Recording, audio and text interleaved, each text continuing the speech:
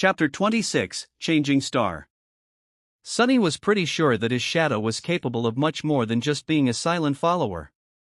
After all, the spell had described it as being an invaluable helper.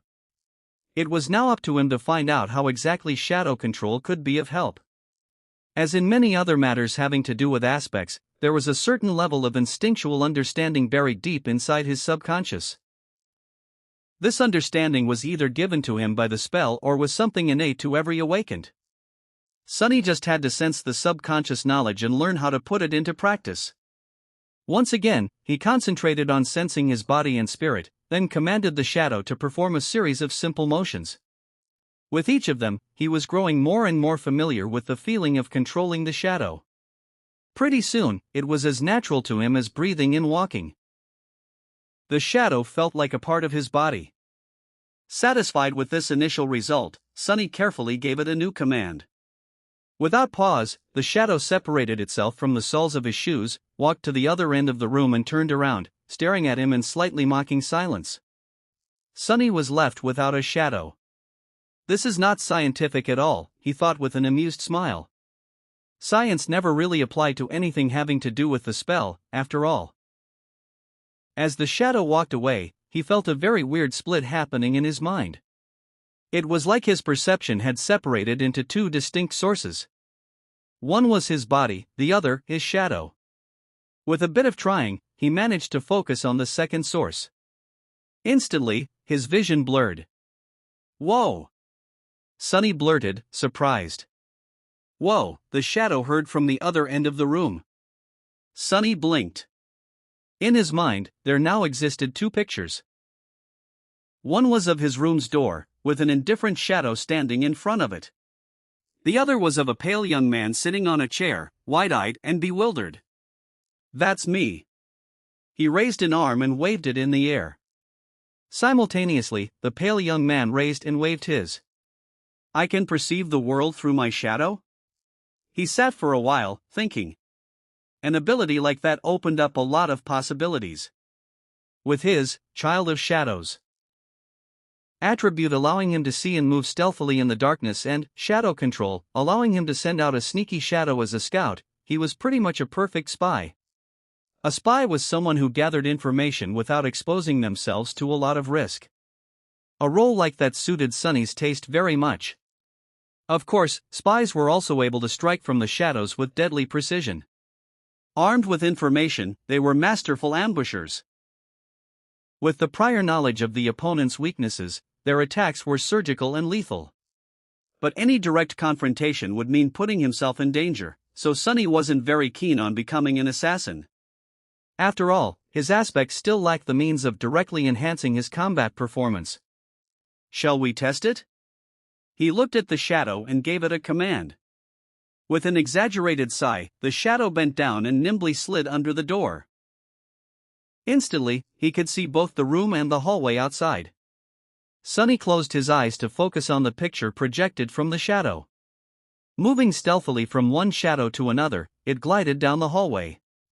With a bit of timing and consideration, his scout was practically invisible. Sunny passed by a couple of sleepers and listened in on their conversation. Not finding it very interesting, he continued forward. Finally, the shadow stopped at a corner. To its left were the elevators, to its right, the way to the girls' dormitory. All sorts of provocative images immediately entered Sunny's head. "Oh my," he thought, blushing.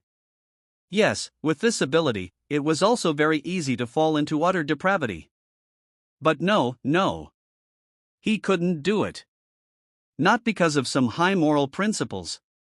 It's just that, with his reputation of a pervert, the chances of being asked if he had done something unbecoming were pretty high. So he needed the ability to honestly answer no.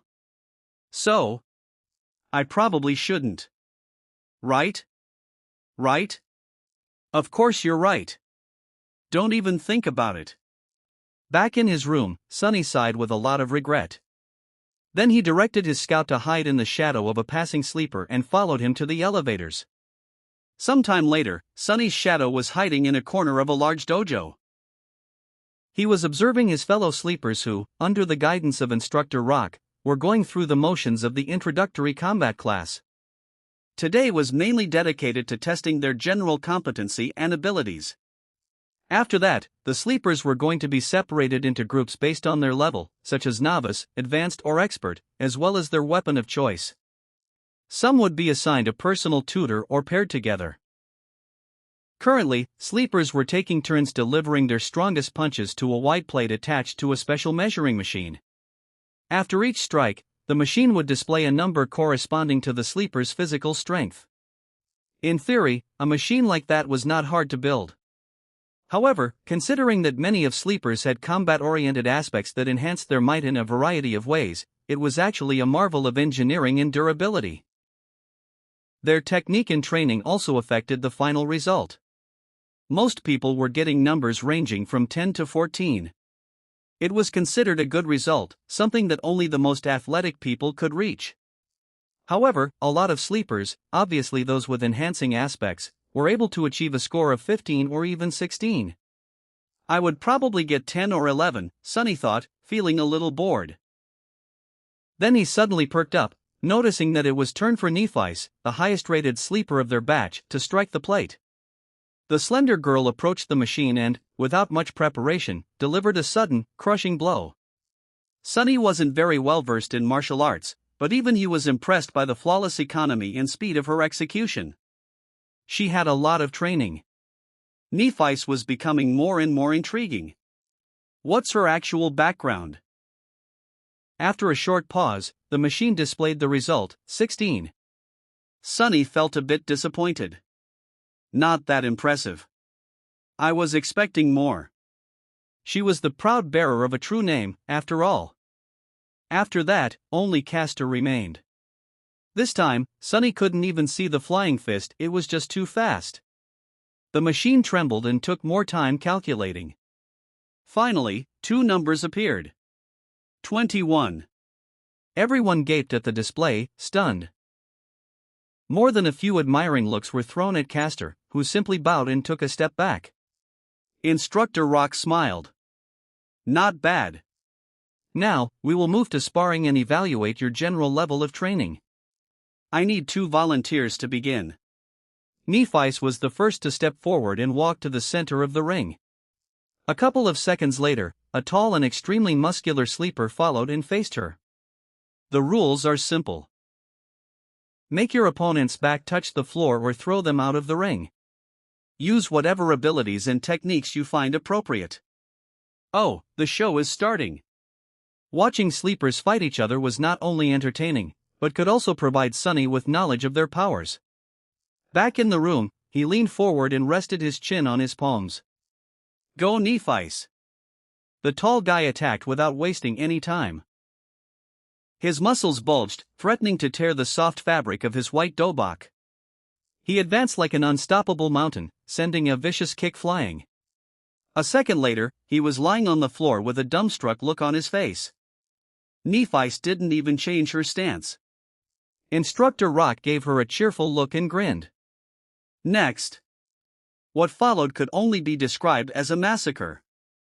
One after another, Nephi's managed to defeat almost every single sleeper present in the dojo. She didn't seem to be faster or stronger than them, but each time someone entered the ring to fight her, they would inevitably end up beaten and thrown to the ground. Sonny watched the process with a growing sense of amusement. However, at some point, even he felt a bit of unease. Nephi's moved with the calm precision of a battle machine. Her technique was clean, graceful, and ruthless. No matter what type of attack was thrown at her, she was able to either predict or instantly react to it, then deflect and turn it against the attacker with the minimum amount of effort. It didn't matter whether her opponent was poor, rich, or a legacy. Everyone would end up dealt with in a matter of seconds. What's more, through the whole process, the composed expression on her face didn't even change once. It was like Nephi's was made out of metal. Is she even human? Sonny thought, suddenly apprehensive. What was he going to do if this changing star were to end up as his enemy? The best course of action would be to run away. Or better yet, try not to antagonize her, to begin with. After all, the sun was also a star, and shadows didn't mix well with sunlight. Finally, Castor was the last one remaining once again. However, he didn't seem to be perturbed by the miserable failure of every other sleeper. With a soft smile on his lips, the young man stepped into the ring. Castor and Nephi's faced each other. Their eyes locked for a few seconds, and then Castor slightly bowed. "Lady Nephis, please excuse me in advance. What is he going to?" A moment later, Sonny opened his eyes in shock. Chapter 27, Measure of Power. It seemed like Castor suddenly ceased to exist. However, it was only an illusion. The truth was that he was just moving so fast that the human eye wasn't able to keep up with his movements. If it wasn't for the special properties of shadow sight, Sonny wouldn't have been able to perceive anything either. Even then, he only noticed a hazy blur streaking through the air. In a fraction of a second, Castor covered the distance between him and Nephis and delivered a devastating blow. However, despite his astonishing speed, she somehow managed to react in time, slightly turning her body to deflect the strike. But it still wasn't enough.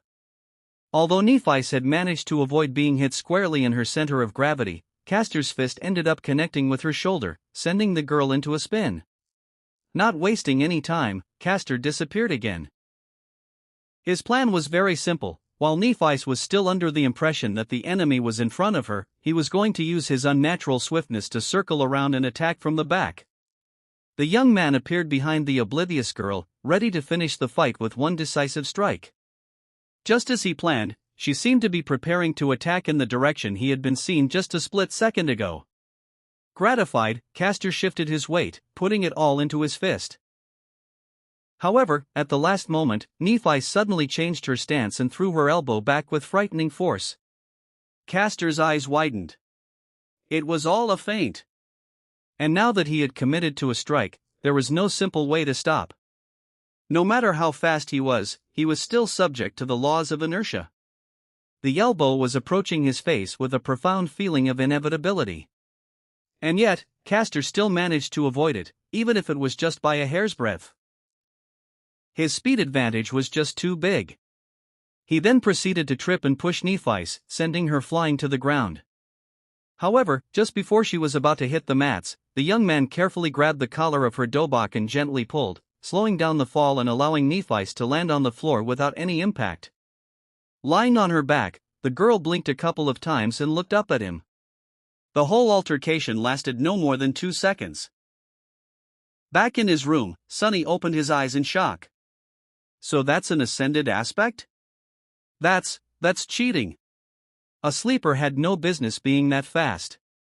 The powers bestowed upon them by the spell were supposed to be in their infancy. But Castor was a legacy, after all. Who knew how many soul shards were fed to him prior to enrolling into the academy? Back in the dojo, Instructor Rock grunted and gave Castor a nod. Nephi slowly rose to her feet. The rest of the sleepers were gawking at the young man with reverence, whispering among each other in hushed tones. It seemed that his performance left them with a deep impression. However, Castor himself wasn't very elated. He glanced at Nephis with an unreadable expression. That was because, unlike the rest of them, he came to a certain realization. The truth of the matter was known only to him, Nephis, Instructor Rock. And Sonny, who was very observant and quickly picked up on such things. The thing that sleepers failed to notice was that Nephis did not use her aspect ability when facing Castor. In fact, she had not used it at any point during today's testing. No one even knew what her ability was. And yet, despite his powerful aspect, Castor barely managed to clutch a victory against her. What a monster, Sonny thought, full of unease. The shadow hiding in the corner of the dojo seemed to agree with him wholeheartedly. After that, the introductory combat class was over. Sore from the beating they received, sleepers headed for the showers. Sonny waited for a bit and then directed his shadow to sneak into the boys' locker room. He wasn't very interested in watching a bunch of teenagers changing clothes, but there was a slight possibility that Castor would either comment on his duel with Nephis or answer some questions about his incredible aspect ability. Just as he had expected, the young man was surrounded by a group of newly converted fans. They were congratulating him on his victory, full of adoration and excitement. However, Castor himself seemed to be in a bad mood. His expression was somber, and there was a grim heaviness in his eyes. In fact, his face grew darker with each praise he received. Castor, that was incredible. Your aspect is overpowered, am I right? That Nephi's girl stood no chance at all. True name? Who needs that? She's just a wannabe. Finally, Castor raised his head and pierced the last boy who had spoken with a cold look. That boy, just like him, was one of the few legacies in their batch of sleepers. He frowned, surprised by Castor's reaction. What is it? Castor gritted his teeth. I might have expected such behavior from them, but you should know better. The other legacy raised an eyebrow. Why? Is there something special about that peasant girl? Castor's eyes widened. Peasant girl? Do you really not know who she is? No. Sonny thought impatiently. So just get to it and say it out loud. Luckily, the arrogant sleeper had the same sentiment. Castor opened his mouth several times, as though not sure what to say. Finally, he shook his head and answered. She is Nephis of the immortal Flame Clan. As soon as he said that, the arrogant legacy became deathly pale. Not paying him any attention, Castor continued. I trust that I don't need to tell you about her grandfather. Her parents were Smile of Heaven and Broken Sword. In his room, Sonny almost fell from the chair. Even he knew who Immortal Flame and Broken Sword were. The former was the first human to conquer the second nightmare and become a master. The latter, the first one to conquer the third nightmare and become a saint. They, as well as their companions, were among the most famous heroes of the human race, someone who had managed to change history with their own two hands. If what Castor said was true, then Nephis wasn't just an aristocrat, she was royalty. No wonder he addressed her as lady. Why didn't he just call her princess instead? But that didn't make any sense. Echoing his thoughts, the pale-faced sleeper asked in trembling voice. Then why is she so? Castor sighed. Because they're all dead. The immortal Flame Clan is long gone. For a few moments, the locker room was completely silent. Castor looked down. She's the only one left. Late at night, when everyone was already asleep, Sonny furtively entered the dojo. Looking around, he made sure that no one was there and then curiously approached the ring where Nephis and others had been tested earlier. He stopped at the center of the ring and stood there for a while, remembering how she had dealt with dozens of sleepers of their batch before being defeated by Castor. Monsters, both of them are monsters, he mumbled, bitter and disheartened. Shaking his head, Sonny left the ring and then he looked at his shadow. Do you agree? The shadow hesitated for a few seconds, then stuck out its chest and crossed its arms, trying to appear cocky, disdainful and unperturbed. However, its act wasn't very convincing. Yeah, you're right. Exactly. What's the big deal anyway? Both Immortal Flame and Broken Sword, Nephi's father and grandfather, were as monstrous in terms of power as one can get. But they still failed to protect their family from being eviscerated. So, power wasn't that important in the end. Even royalty was not safe from the cruelty of the world. Sonny sighed and proceeded to the measuring machine. Making a fist, he swung it and delivered his best punch. The machine hummed for a few seconds and then displayed a single number. 9. Oh, come on. I deserve a 10, at least. Feeling very indignant, he struck the plate again, almost hurting his fingers. However, the result was the same. Damn it! Sonny paced for a bit, trying to control his anger. It seems he was destined to be a weakling.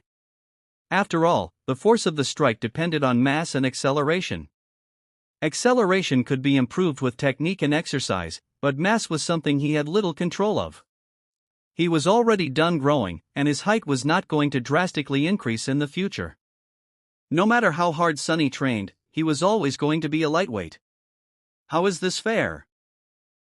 Suddenly filled with resentment, he punched the plate again, putting all of his frustration into this one strike. At that moment, a strange instinct suddenly awakened in Sunny's mind. Following the command of this instinct, his shadow flowed up and wrapped itself around his hand, sticking to it like a black glove. In the next moment, the punch connected. The machine trembled from the force of the strike. Sunny yelped in pain and took a step back, cradling his bruised fist. After a while, the result was displayed. However, it wasn't a 9 anymore. It wasn't even a 10. It was 18. He looked at the displayed number for a long time, expressionless. Then, a wide grin slowly appeared on Sunny's face. I see. So that's why. Of course. He clenched his fist again, looking down at the black, shadowy glove. Ah, what an invaluable helper indeed. Now we're talking. Chapter 28, Training Montage. Days flew by. Sunny only had 4 weeks to prepare himself for the journey into the dream realm, so there wasn't even a minute to spare. He was relentless, pushing his body and mind to the limits in an attempt to absorb as much knowledge and skills as possible in that short amount of time. In the day, he studied with teacher Julius, slowly learning how to survive and take care of himself in the absence of civilization. Their lessons ranged from comparatively simple, like various ways to produce fire, to much more obscure and esoteric, like celestial navigation. What was so hard about celestial navigation? Well, as it turned out, the dream realm was not consistent in terms of star geography. Different regions had different stars and constellations, as well as a different number of moons. While the sun seemed to be the same, its behavior was highly unpredictable. Still, with sufficient knowledge, one could find ways to study the skies and subsequently navigate themselves. Most of these lessons were, supposedly, already included in the various school curriculums and known to the majority of sleepers. However, learning something from a textbook and learning the same thing from an actual awakened were two completely different matters. Teacher Julius had a habit of going much more in-depth when explaining his subject. Thanks to this time-consuming habit of his, Sunny not only learned about the what, but also often gained glimpses into the why. This nascent understanding of the underlying principles of the dream realm environments gave him the ability to face any situation with at least some measure of readiness. Even the lessons in dead languages, which Sunny had initially judged to be useless, turned out to be much more interesting than he could ever imagine. This was, in large part, because it concerned the spell itself. After all, the spell communicated with humans in one of those dead languages.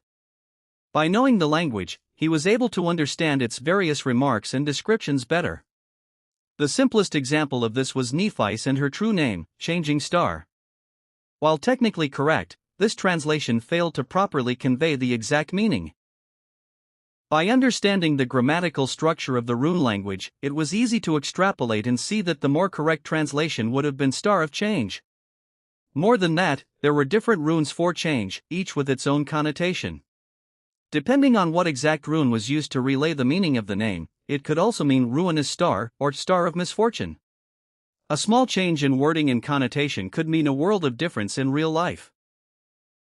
Sunny, who had never seriously studied before, found the process of acquiring vast amounts of theoretical knowledge strange, numbing, and exhausting. However, in a sense, it was also exhilarating. After all, knowledge was something that only the privileged had access to. It was also this authority over knowledge that kept them in the position of power, creating a vicious circle of inequality. The poor had no opportunity to study, and without the advantage of good education, they had no way to stop being poor. The weirdest part about all of this was that Sunny was now one of those privileged people. More than that, he was at the pinnacle of social hierarchy. Not only had he gained access to an unlimited amount of knowledge, but even his basic needs like food and shelter were also taken care of by the government, allowing him to fully focus on the single goal of developing himself as an awakened. This sudden transformation would have sent him into a whirlpool of philosophical reflection if he had any time to spare. But he didn't, because teacher Julius also insisted on holding practical lessons every other day. Even if some of them had to be done in virtual reality simulations, he insisted on using the full immersion stations with enhanced physical feedback. As a result, Sunny was bone-tired and utterly exhausted. The good thing was that with such amount of exercise, coupled with his newly reforged body, Sonny had never been in better shape. Even without combat training, he could feel his strength, stamina, and agility improving by leaps and bounds. Basically, the peculiar rebirth he had experienced after completing the first nightmare had enhanced the innate potential of his body, bringing it to the peak of the human condition. However, it was up to him to realize that potential with sweat, effort, and a lot of hard work. Practical application of wilderness survival techniques provided him with the opportunity to do so. And as though this wasn't enough, Sonny secretly collected information about other sleepers and practiced shadow control every night. His shadow was independent enough to be sent on scouting missions without his direct control. It would sneak here and there, listening in on the conversations and observing different classes where sleepers had to demonstrate their aspect abilities. Then, after Sonny had finished his supper and returned to his room, it would come back and share everything it had heard and seen during the day. The only problem with this arrangement was that the shadow, despite its outward snarkiness, turned out to be rather naive. It didn't quite understand how the human world worked, and as such, often failed to distinguish between useful information and meaningless chatter. So, most of the time, Sonny would receive nothing of value or juicy gossip instead of important secrets. This is how he learned that in the Sleeper Center, romance was in the air. After all, there were 100 beautiful young people locked underground in close proximity to each other, with the added spice of a deathly threat hanging above their heads. Many felt that life was short and it was their time to seize the day. Passion bloomed in the shadow of approaching danger. Sonny was excluded from this whole side of the thing, of course. Firstly, he had already positioned himself to be perceived as an unlikable lunatic. Secondly, he simply had no time for anything except for his lessons and training. And lastly, he was wary of getting too close to anybody, afraid that a situation would arise where he would have no choice but to divulge his true name. Apart from gathering information and slowly learning about the scope and details of various aspect abilities, and, to a lesser extent, flaws, he was also experimenting with shadow control. The results were very promising. He quickly found out that his shadow was able to enhance various objects and not only his body. If it wrapped itself around a weapon, the weapon struck harder and delivered more damage. If it was applied to an armor, the armor would become sturdier and harder to break. The enhancement was rather substantial, too. It was roughly twice as much as the initial value. All in all, this ability, if used correctly, could make him a powerhouse among the sleepers. Many combat aspects could deliver more speed or damage, many could provide more defense and protection, but none were as well-rounded and versatile as Shadow Slave. With the added utility of Shadow Sight, Shadow Step, and Shadow Scout, it was truly incredible.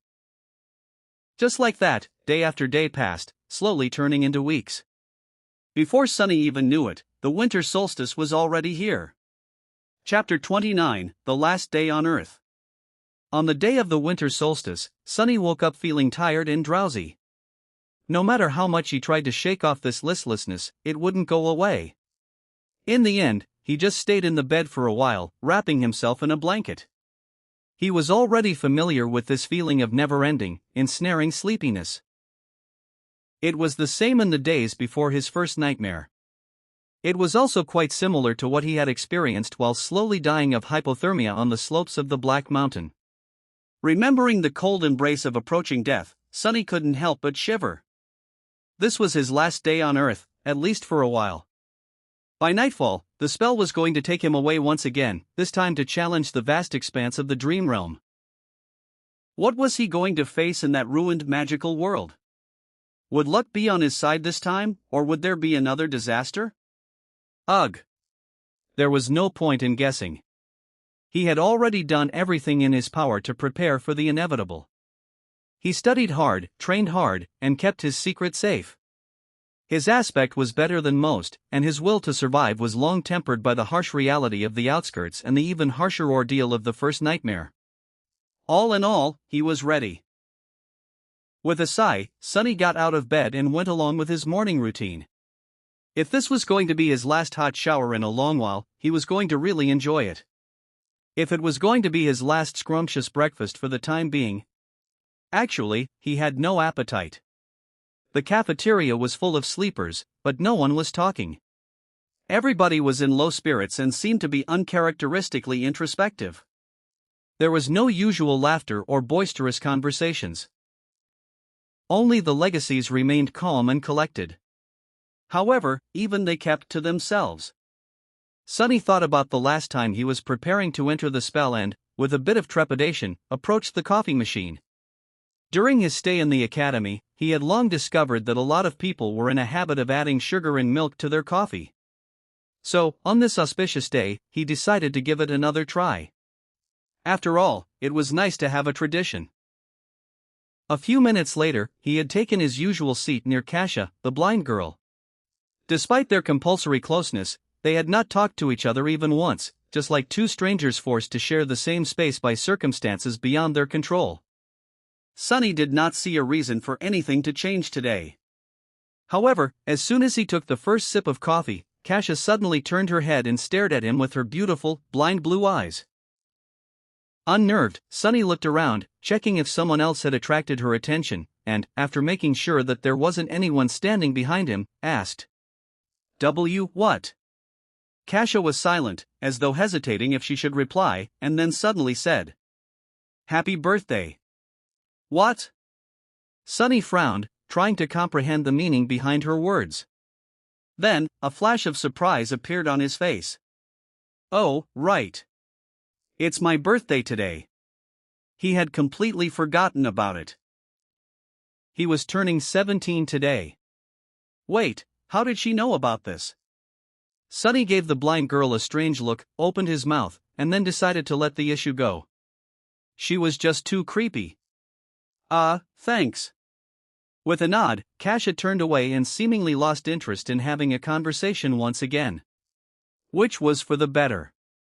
Sonny returned to his coffee, finding it not too bad this time.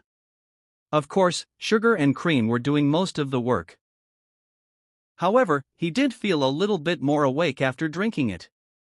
17, huh? Sonny was never sure that he would make it to this age alive. And yet, despite everything, he did. Life was sure unpredictable sometimes. If anyone would have told him a year ago that he was going to celebrate his 17th birthday by drinking real coffee with real milk and sugar, he would have laughed in their face. But now it was a reality. Unwillingly, Sonny remembered all the people who used to celebrate his birthdays with him, a long time ago.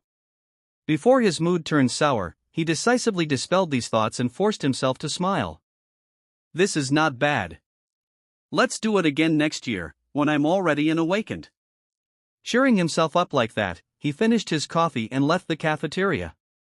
There were no classes today, but he still visited the wilderness survival classroom and said his goodbyes to teacher Julius. The old man got pretty emotional when sending him off. He gave Sonny one last tip a dozen or so times in a row and even promised to apply for a research assistant position to be opened after the young man had become a full awakened. Sonny left thanking him for his time and patience. After that, there wasn't much to do. When the sun was close to setting, Instructor Rock gathered them in the foyer of the sleeper center and led them outside. In the snowy parks that surrounded the white building, other awakened were leading their own batches of sleepers to the same destination. It was the Academy's medical center. The center looked more like a shrine than a hospital. Its interior contained both highly advanced technology as well as some of the best healers among the awakened. For the duration of their first journey into the dream realm, the bodies of sleepers would be kept safe in specially designed pods and sustained by the magical powers of those healers if anything unfortunate were to happen on the other side of the spell. Of course, whether or not they would wake up in the end wholly depended on the sleepers themselves. To Sonny's surprise, after entering the medical center, Instructor Rock did not take them directly to the wing containing sleeper pods. Instead, he led them to a comparatively deserted floor and then opened the doors to a spacious gallery that was brightly illuminated by the beautiful crimson rays of the setting sun. There, they saw rows and rows of wheelchairs. In each wheelchair, there was a person with a blank, strangely peaceful expression on their face. All these people were completely silent, motionless, and still. They did not show any reaction to the appearance of guests. They all seemed to be empty. In the eerie silence, Sunny felt his hair standing up and a creeping terror seeping deep into his heart. Instructor Rock looked at the empty people with solemn eyes. "There is a reason I brought you all here. Look well and remember. Some of you may know who these people are, for those of you who don't, they are called Hollow." He gritted his teeth. Each one of them was once either a sleeper or an awakened. Some of them were weak, some of them were strong. Some were even incredibly powerful. All of them have perished in the dream realm. Their souls are gone, Sunny realized, horrified. If you're lucky, once your spirit is destroyed, your body dies with it. But if not, you'll become just like them. Hollow. Instructor Rock glanced in the direction where Castor and Nephi stood, and then added, "So don't die out there." Half an hour later, sleepers had been led to their personal rooms and were preparing to enter the pods. In one of the rooms, the blind girl, Kasha, was helplessly trying to orient herself in the unfamiliar space, touching the walls and strange pieces of machinery with her hands. Tears were streaming down her beautiful, doll-like face. In the other room, proud Legacy Castor was staring listlessly at the floor. His lips were moving, repeating one strange phrase over and over again. He was trembling. Somewhere else, Changing Star Nephis, the last daughter of the immortal Flame Clan, was looking down at her hands. Underneath her skin, soft white radiance was slowly growing brighter and brighter. Her face was contorted in a grimace of harrowing agony. And finally, there was a room where Shadow Slave Sunless, lost from light, turned away from the sleeping pod and glanced down at his shadow. "Well, are you ready?" The shadow shrugged and didn't answer. Sunny sighed. "Yeah, me too." With that, he stepped forward and climbed into the pod. In the vast echoing darkness, he heard, "Welcome to the Dream Realm, Sunless."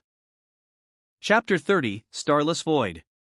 Sunny was expecting to first look at the place where his arrival to the Dream Realm was going to take place from above, just like it had happened at the beginning of the first nightmare. Back then, time had magically moved in reverse, giving him an opportunity to see hints of what he was going to face. Instead, immediately after hearing the greetings of the spell, Sunny found himself blind and drowning. As he instinctively tried to open his mouth to scream, salty water rushed inside, making him choke and twitch. More than that, he couldn't see anything. No, it's not that he couldn't see, it's just there was no source of light around. Usually, darkness wasn't a problem for Sunny, but, for some reason, his sight wasn't working anymore. Maybe the seawater he was submerged in was blocking it. If it wasn't for the special space perception that the affinity to shadows gave him, he would have been completely disoriented. With its help, though, he barely managed to understand which side was down, and which side was up. Luckily, Teacher Julius's lessons had included swimming. Swearing to thank both the old man and Master Jet once he came back, Sunny forced himself to stay calm and began to swim upward. In a few long intense seconds, his head broke through the surface of the water. Sunny was finally able to draw in a deep, hoarse breath. "Breathe, breathe. You're still alive." After sucking in enough air to soothe his burning lungs and compose himself to a certain degree, Sunny carefully spun in the water, trying to take in his surroundings. What met him was an endless, jet-black expanse of undulating waves. Above them was an empty black sky. There was no moon, no stars, just a dark vastness of repressive nothingness. Sunny blinked a few times, cold dread taking hold of his heart. This is a sea? An ocean? Was I dropped in the middle of an ocean? No, it couldn't be. There had to be solid ground somewhere nearby. As he was gripped by a momentary panic, a remote sound suddenly drew his attention. Sunny turned around and saw a triangular dorsal fin moving in his direction. Luckily, it was still hundreds and hundreds of meters away. Wait, if it's so far away, then how come I can see it so clearly? Despite being submerged in water, Sunny still felt like there was suddenly cold sweat all over his body. By his estimation, the dorsal fin was at least 5 meters tall. It was rapidly approaching, growing visibly larger with each second. Damn you, spell! With eyes full of horror, Sunny spun again, desperately trying to find something, anything.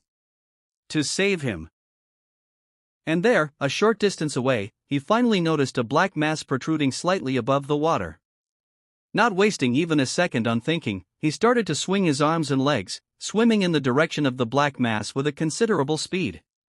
However, no matter how fast he swam, the giant shadow of the unknown creature was closing the distance between them much faster.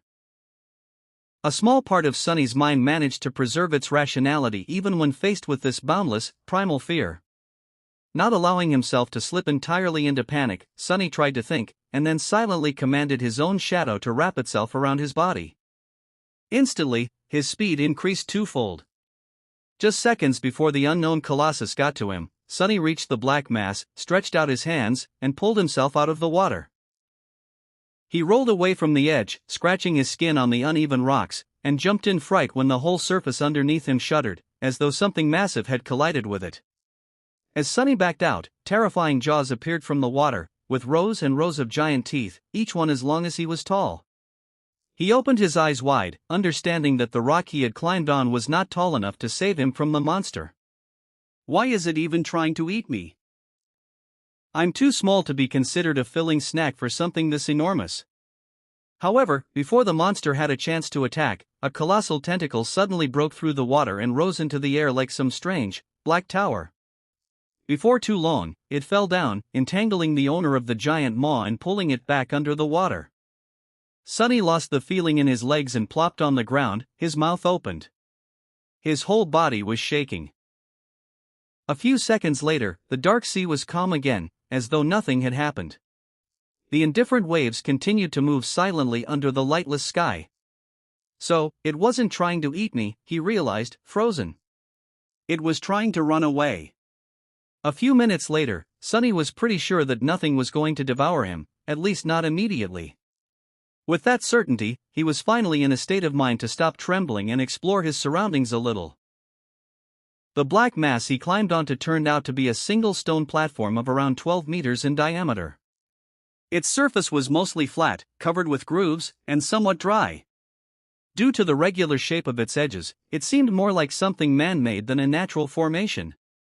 But then again, here in the dream realm, it was hard to be sure that something man-made was actually made by humans, as opposed to. Better not to think about it. The platform wasn't connected to anything, existing as a tiny island in the sea of darkness. There wasn't anything else above the water for as far as Sonny was able to see. After discovering that fact, he also realized something else. It was that he was wet, cold, and completely naked. Ha! In his defense, the clothing situation was the last thing one would think about when trying to save themselves from abyssal monsters. Also, it's not like someone was here to witness his stark paleness and private bits. Still, it was sort of cold. Sonny summoned the puppeteer's shroud and watched as dark gray garments covered his body. It even came with a pair of high, soft-soled leather boots. Clad in gray fabric and lusterless leather, he suddenly felt much safer. Not to mention, warm. After that, Sonny sat down in the middle of the platform, as far away from water as he could, and tried to remember the unique characteristic of every explored region of the dream realm he could think of. Unfortunately, none of them matched the starless, dark void. Of course not, he thought with a bit of resentment. Even if some unlucky humans had ever come here, I doubt that they were able to return to the real world alive. Not with those things hiding underwater. Not yet desperate enough to leave the platform and try to swim away in search of land, Sonny decided to wait and see. Maybe something was going to change as time went by. With a soft sigh, he habitually looked for his shadow. However, due to the total darkness that surrounded him, it couldn't really be seen. He just barely felt its presence. This must be a paradise for you, right? All this gloom and not a star in sight. The shadow, of course, did not answer. Anyway. Good job earlier. With a nod, Sonny lay down, using his hands as a pillow. Not thinking about much, he stared into the black sky and waited. The sound of the undulating waves was, actually, quite relaxing. After a while, he closed his eyes and listened. Minutes merged together, growing into hours. Suddenly, Sonny caught a slight change in the sound of the sea. It was as though something was shifting. He opened his eyes and noticed that one corner of the sky was slowly turning gray. Soon, a glimpse of a pale sun could be seen rising above the horizon. A new day had come to the starless void. And with it, the dark sea suddenly surged. Chapter 31, Low Tide. The black, opaque water suddenly surged and seethed, as though a living creature desperately trying to avoid the pale light of the coming dawn. Sunny slowly rose and, after some thought, carefully approached the edge of the stone platform. Looking down, he blinked and then kneeled to make sure that what he saw wasn't an illusion. The sea seemed to be receding. Slowly at first, and then faster and faster, the water level was dropping. The circular stone formation he had been taking shelter on used to barely protrude out of the waves, but now there were meters and meters of wet rock between him and the restless surface of the sea. As the sun climbed up, the monstrous ebb tide continued. Soon, Sunny found himself standing on the edge of a tall cliff, with a 100-meter drop separating him from the churning waters. Beneath him, the rock formation broadened and changed shape. However, from his vantage point, it was hard to determine what that shape was, exactly. At that time, the dark surface of the water began to be punctured here and there by sharp crimson blades. As it dropped even further, it was as though a crimson forest was slowly rising from the black depths. The trees were made of something resembling coral, growing chaotically into each other and stretching toward the sky. They were colossal in size, with irregular protrusions entwining and merging together, looking monumental and eerie in the black and red reality of the sunlit void. The labyrinth formed by this strange reef stretched as far as Sunny could see, broken here and there by protruding cliffs, sudden chasms, and distant natural features. Half an hour later, utterly shocked, Sunny stared down and realized that the sea was completely gone. If not for the black seaweed left hanging on wet rocks and scarlet pillars of coral, he would even doubt if it was ever there. His small circular island had turned into the peak of a strange, towering, irregularly shaped cliff. Looking down, he felt his head spinning. By then, the night had already fully retreated, letting morning finally take its place. I'm not seeing things, am I? Sunny thought, pinching himself. What the spell was that? Despite the sudden disappearance of the dark sea and its hidden monsters, Sunny was in no rush to climb down from his circular stone platform. Firstly, he felt that if the sea was able to disappear, it was surely able to come back, perhaps at any moment. Secondly, he did not know what dangers the coral labyrinth was hiding. Perhaps there was something even scarier than the owner of the giant tentacle down there. But that did not mean that he wasn't going to explore. Coming back to his spot in the middle of the platform, Sunny sat down and commanded his shadow to separate itself from his body. Then, taking control of it, he approached the edge of the platform and nimbly slid down.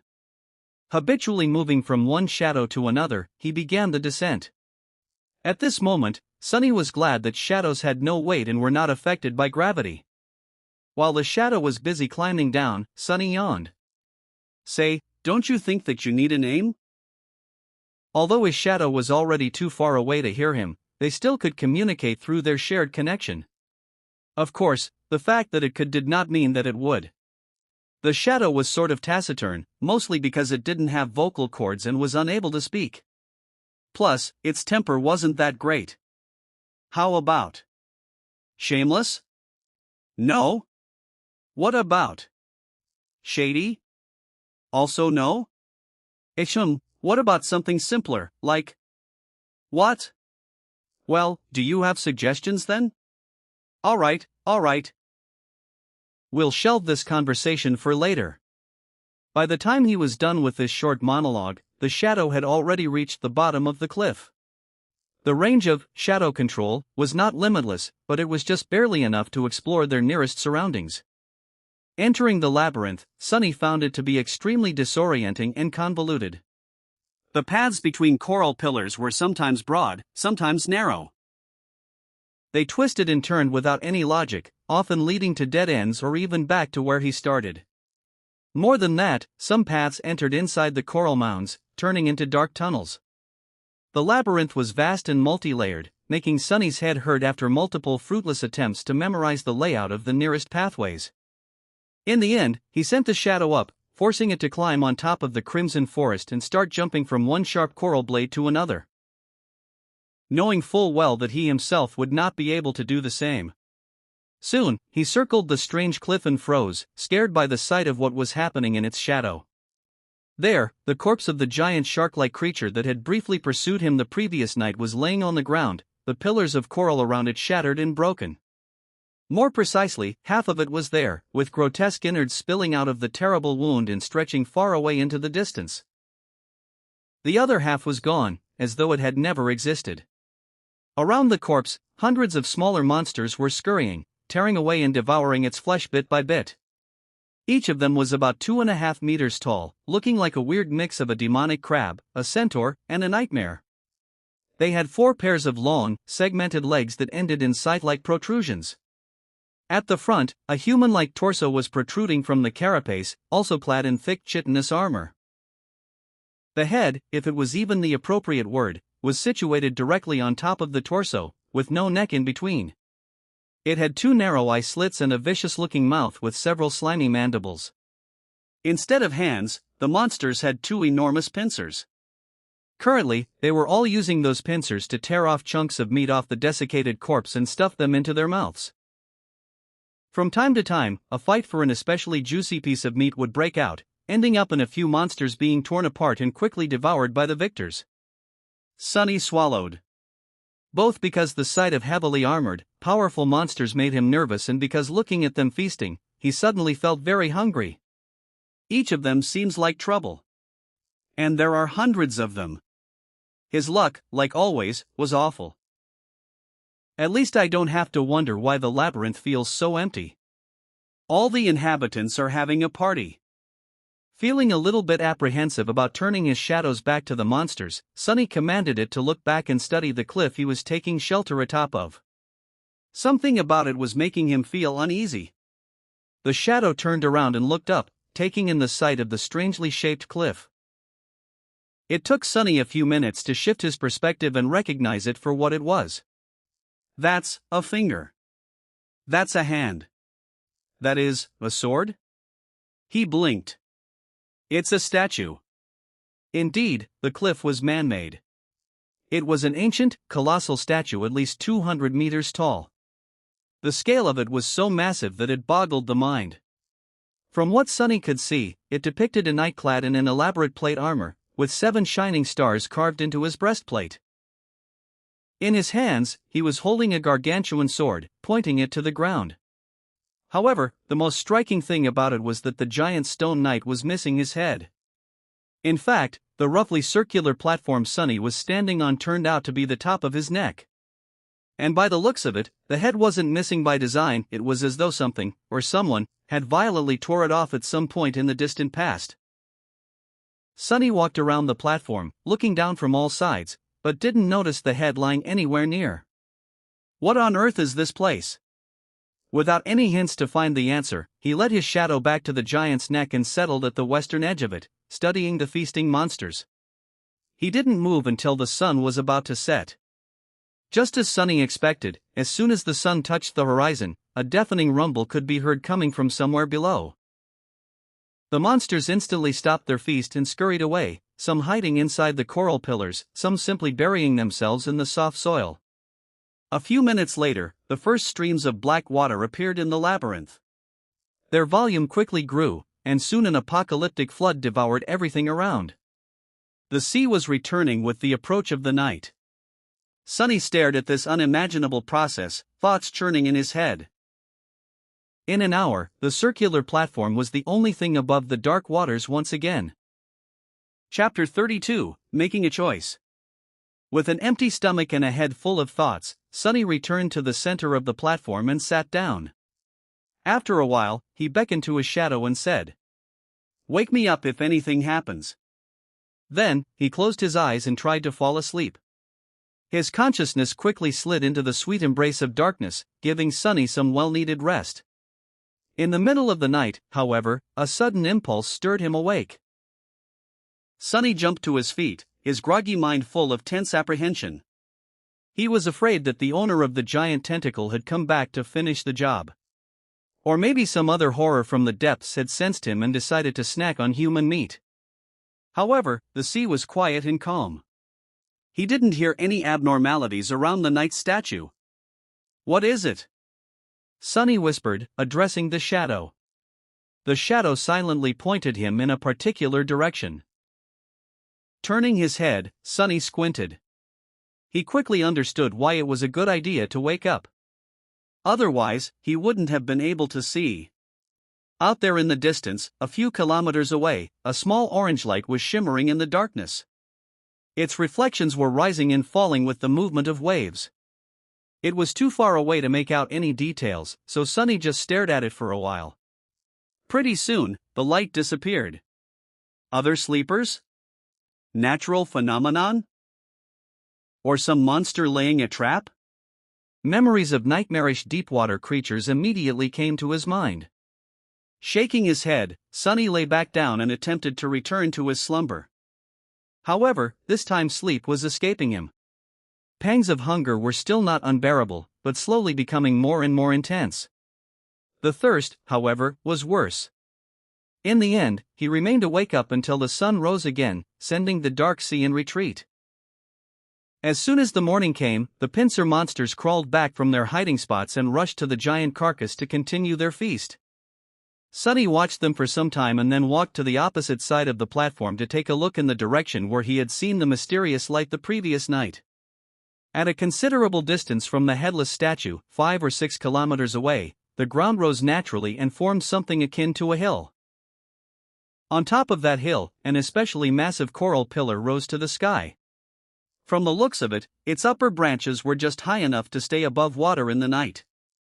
Various ideas stormed into Sunny's head, but at the end of it, only 2 questions were really important. First of all, would he be able to find the way through the labyrinth and cover that distance during the day? And more importantly, should he even attempt to do it? After all, there was no indication that the source of the mysterious light was something beneficial, as opposed to dreadful and deadly. Not having enough information to make a choice, Sunny settled back to study the monsters. He did, however, send the shadow to investigate as far into the labyrinth as the range of shadow control allowed, hoping to chart at least the beginning of the path that could potentially lead him to that hill. Logically speaking, he was as safe atop the headless statue as he probably could be in this strange place. The only problem was, he was going to die soon because of thirst or hunger. Both problems were solvable if he were to venture down.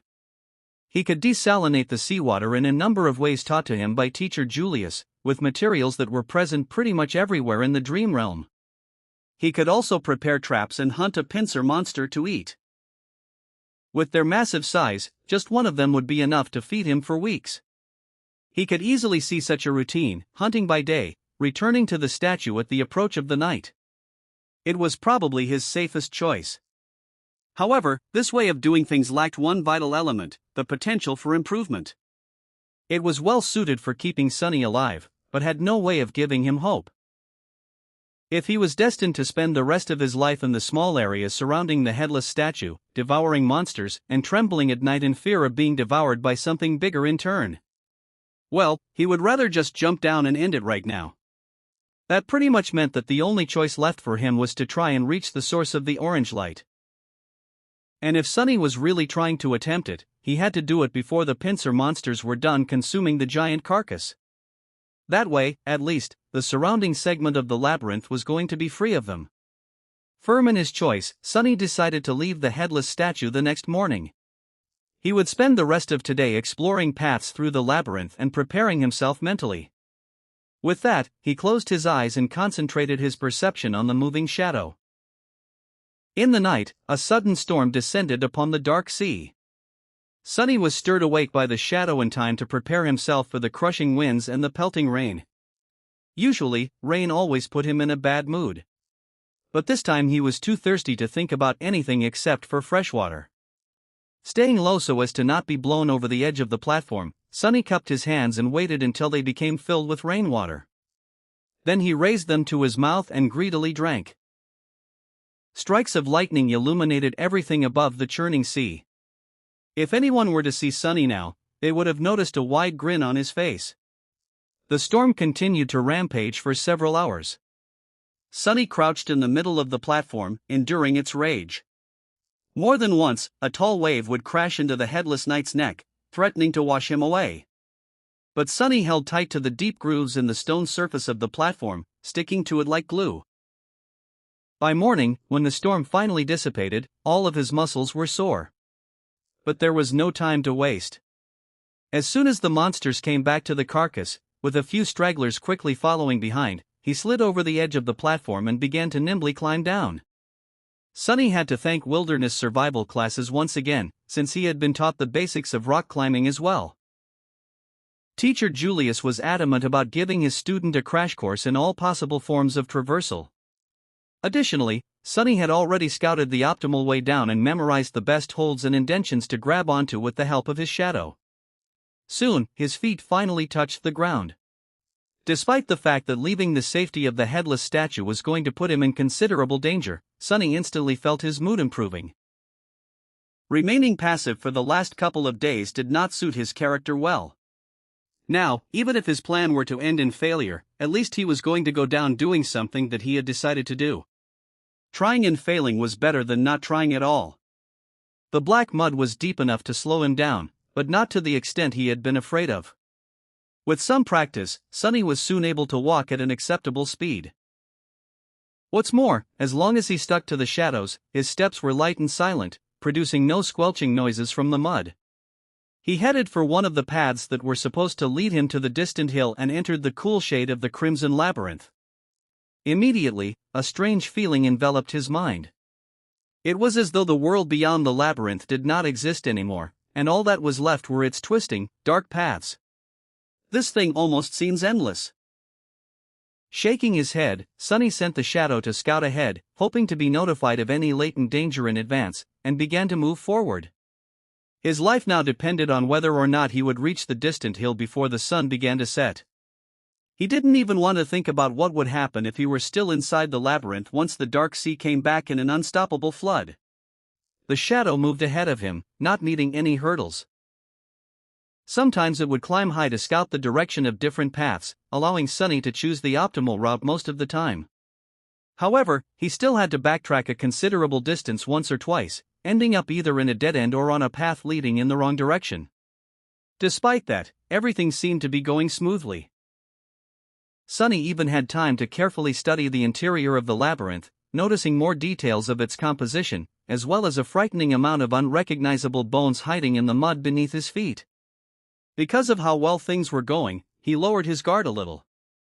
His arrogance was also to blame. With his extensive preparations and skillful control of the Shadow Scout, Sunny subconsciously patted himself on the shoulder and assumed that everything was going to be fine. That's why, when the mud directly in front of him started to move, he was a fraction of a second late to react. In the next moment, a massive pincer shot out of the ground and tore through the air, threatening to cut his body in half with one crushing strike. Chapter 33, Carapace Scavenger. Crap! This was the only thought in Sunny's head as he awkwardly fell backward, allowing the pincer to close right in front of his face with a loud clack. The jagged, chitinous blades were so close that he could clearly see bits of mud sticking to their surface. Sunny landed on his back, narrowly avoiding the unexpected strike. The good thing was that he managed to avoid being injured or even killed.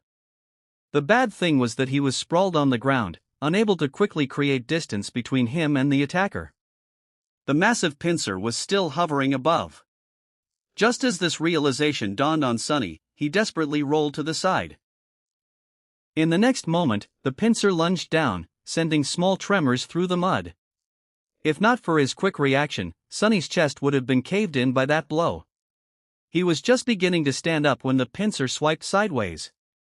Luckily, Sunny was ready. Instead of trying to dodge or block the attack, he went with it, letting the pincer collide with his outstretched hands and cushioning the blow. As his arms screamed in pain, Sunny used the force of the blow and allowed his body to be sent flying through the air. This way, at least, he would get out of the pincer's range. He might not have been taught how to fight, but one thing he knew very well was how to fall. Instead of breaking his neck or having the breath beaten out of him by the landing, he braced his body and nimbly rolled before stopping some distance away from the ambushing monster. I take it back. Sonny thought, remembering his sarcastic critique of heroes' battle rolls. Rolling is an integral part of any respectable monster fighting technique. Then, he looked up, trying to ascertain the situation. In front of him, the attacker had finally shown itself. It burrowed from under the mud, casting a vast shadow over kneeling Sonny. Its tiny eyes were full of rage, hunger, and malice. It was one of the pincer monsters he had spent so much time observing. Towering over him at almost 3 meters in height, the bulky creature moved its mandibles and produced a jarring, piercing screech. "Why aren't you devouring the giant carcass with the rest of your buddies, you crab bastard?" However, the answer to Sonny's indignant plea was rather obvious.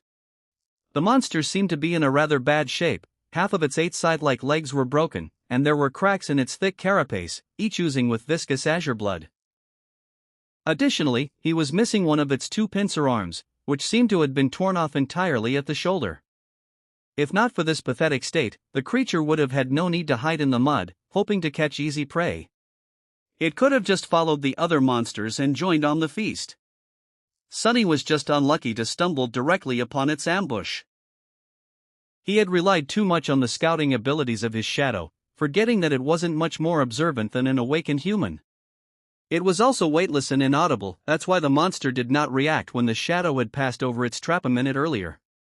On the other hand, Sonny could also consider himself lucky. By the same logic, he would not have been able to dodge the creature's sudden attack if not for its crippled, slowed state. But pondering on his luck could wait for later. Right now, Sonny had a far more pressing thing to do. Namely, try to survive. "Get back here," he ordered the shadow and jumped to the side. In the next second, the space he occupied a moment before was torn apart by the attacking monster. Its heavy pincer crashed into the side of a coral pillar, sending crimson shards flying in every direction. Sonny caught his balance and continued moving. He was hoping that the bulky, heavily armored, wounded creature would not be able to match his speed, but unfortunately, it turned out to be surprisingly agile. Its side-like legs pierced the mud behind him, and the pincer was already flying through the air again, threatening to decapitate the young man at any second. Sonny ducked, dodging the pincer, and finally caught a second of reprieve. His eyes darted around, desperately searching for something to use as a weapon. Almost instantly, he noticed a long, smooth, sharp bone left behind by some unknown creature sticking from the mud. Without slowing down, he bent down and grabbed the bone, pulling it out with one forceful tug. The bone was almost 1.5 meters long, ending in a narrow, sharp tip. It was almost like a spear. The problem was, even with the added length of this makeshift spear, Sonny's range of attack was still shorter than the monster's. He also doubted that it was capable of piercing the hard carapace. In short, he had to get close and aim for one of the cracks in the creature's armor. However, he didn't dare to.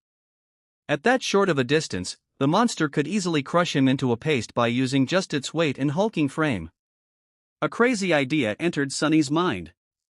A bit shocked, he momentarily couldn't decide whether it was the product of audacity or foolishness.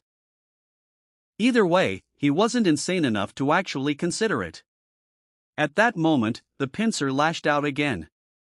This time, Sonny was a little late to evade, and as a result, a sharp pain pierced his left leg. It was grazed by the edge of the pincer.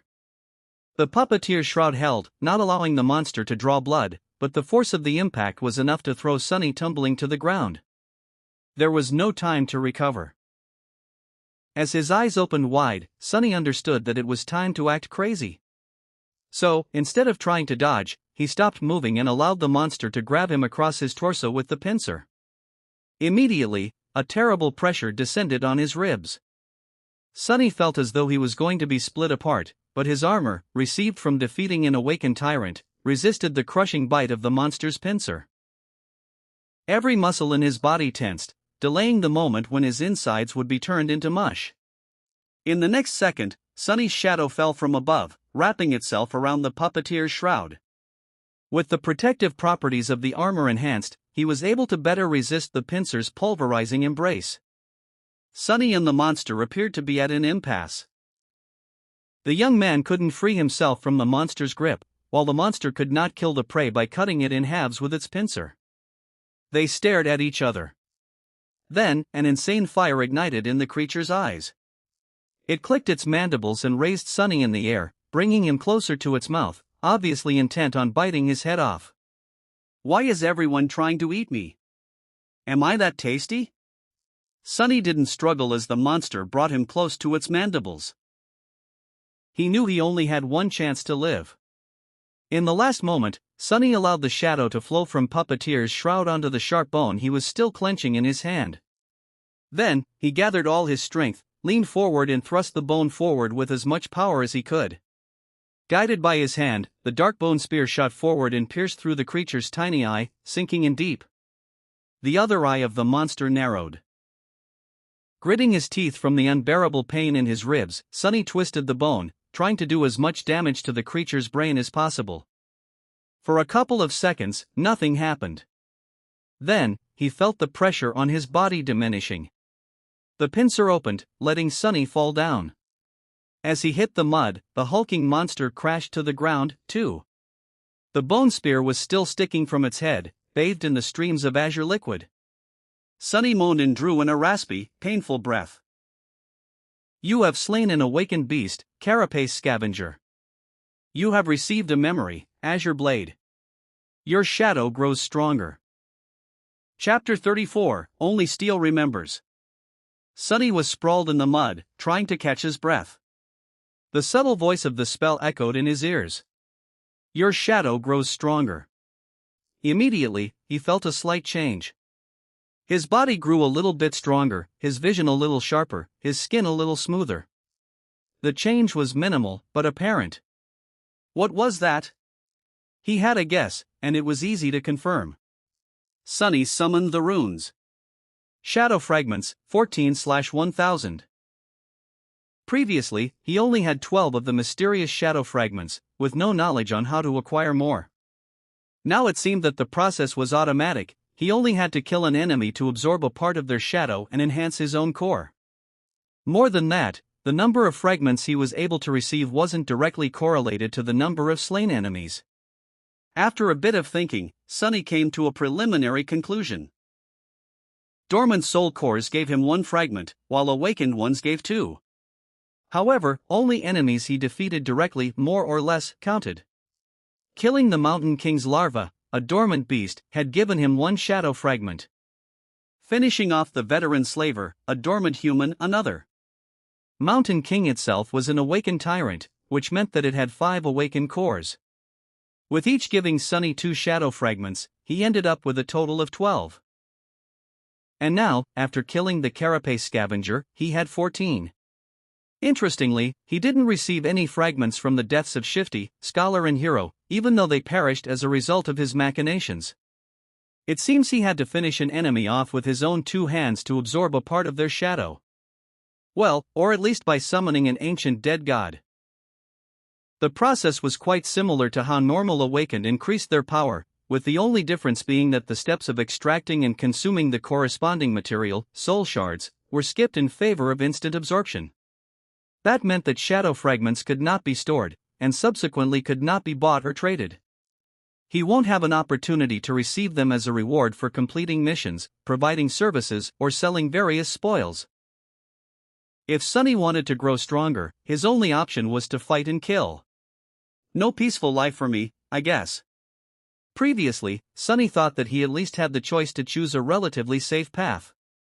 Many awakened never left the confines of human citadels and never faced nightmare creatures, choosing instead to perform various jobs in the dream realm just as they would in the real world.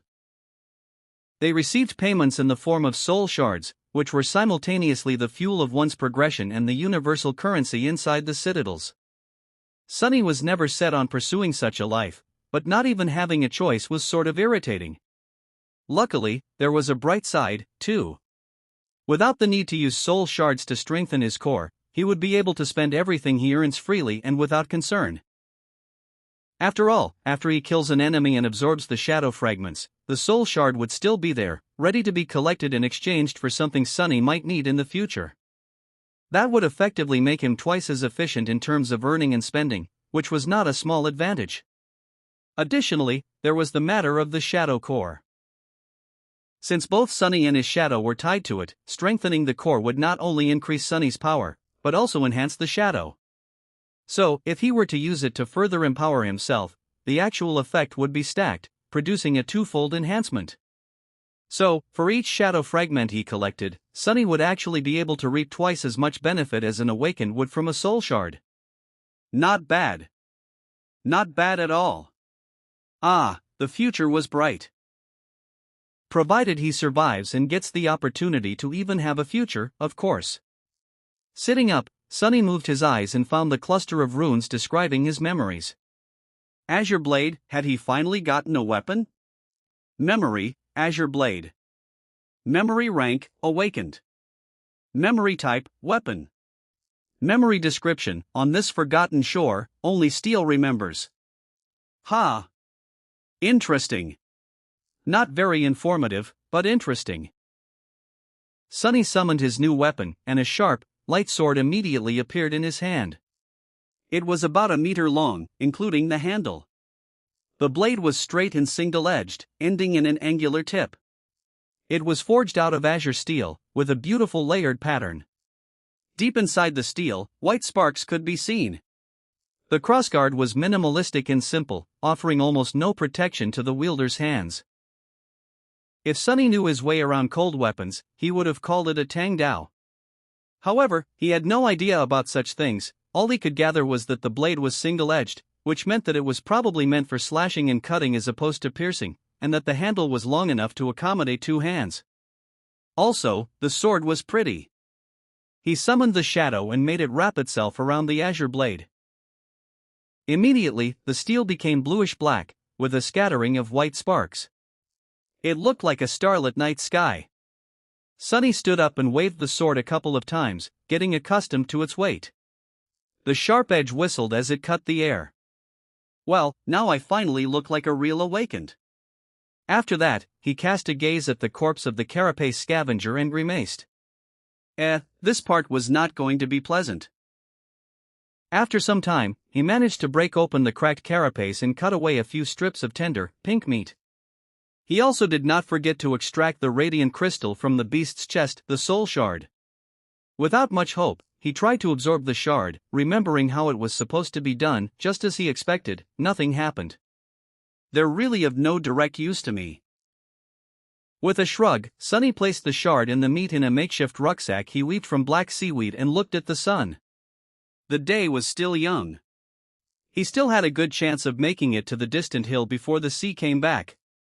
However, his left leg was banged up in the fight with the scavenger beast, so walking wasn't as easy as it was before.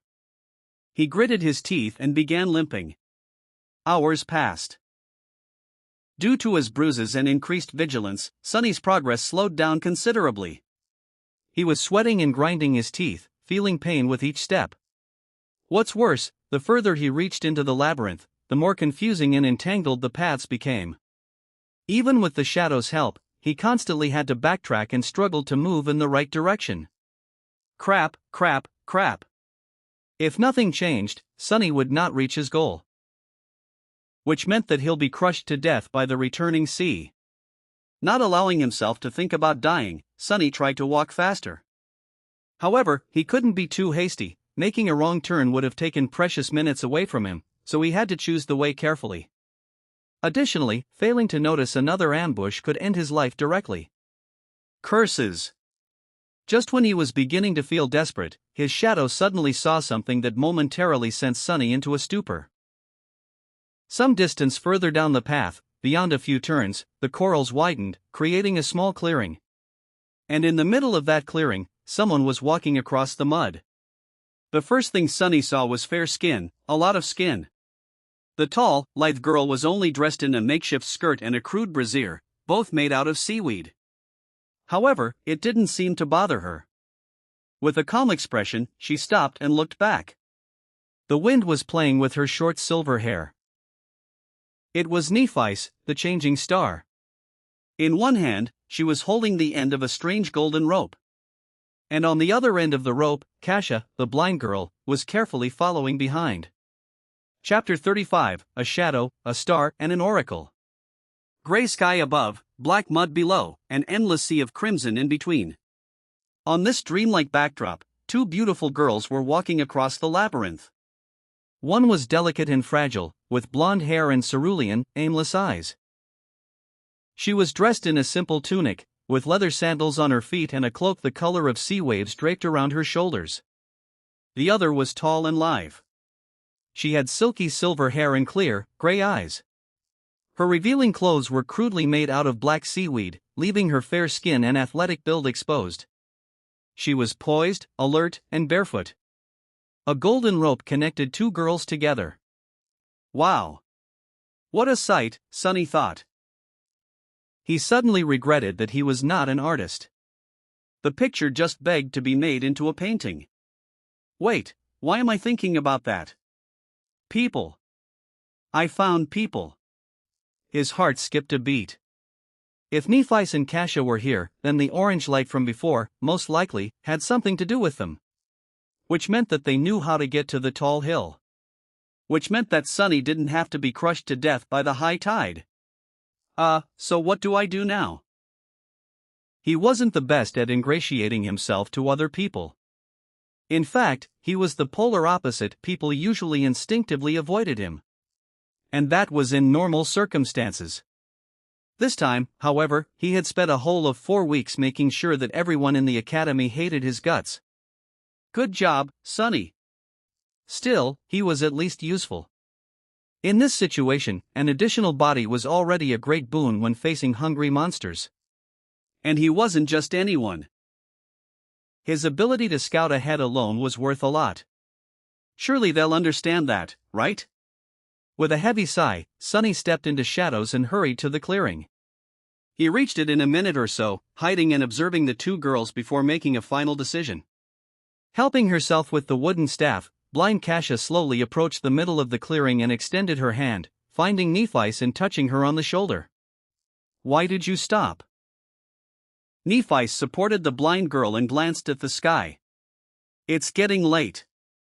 An awkward pause hung between two girls. After some time, Kasia asked, So you think we should turn back? Nephi blinked and cleared her throat. Yes. Sunny was a bit amused by their exchange. What is she, a strong silent type? Then he returned to his dilemma and grimaced.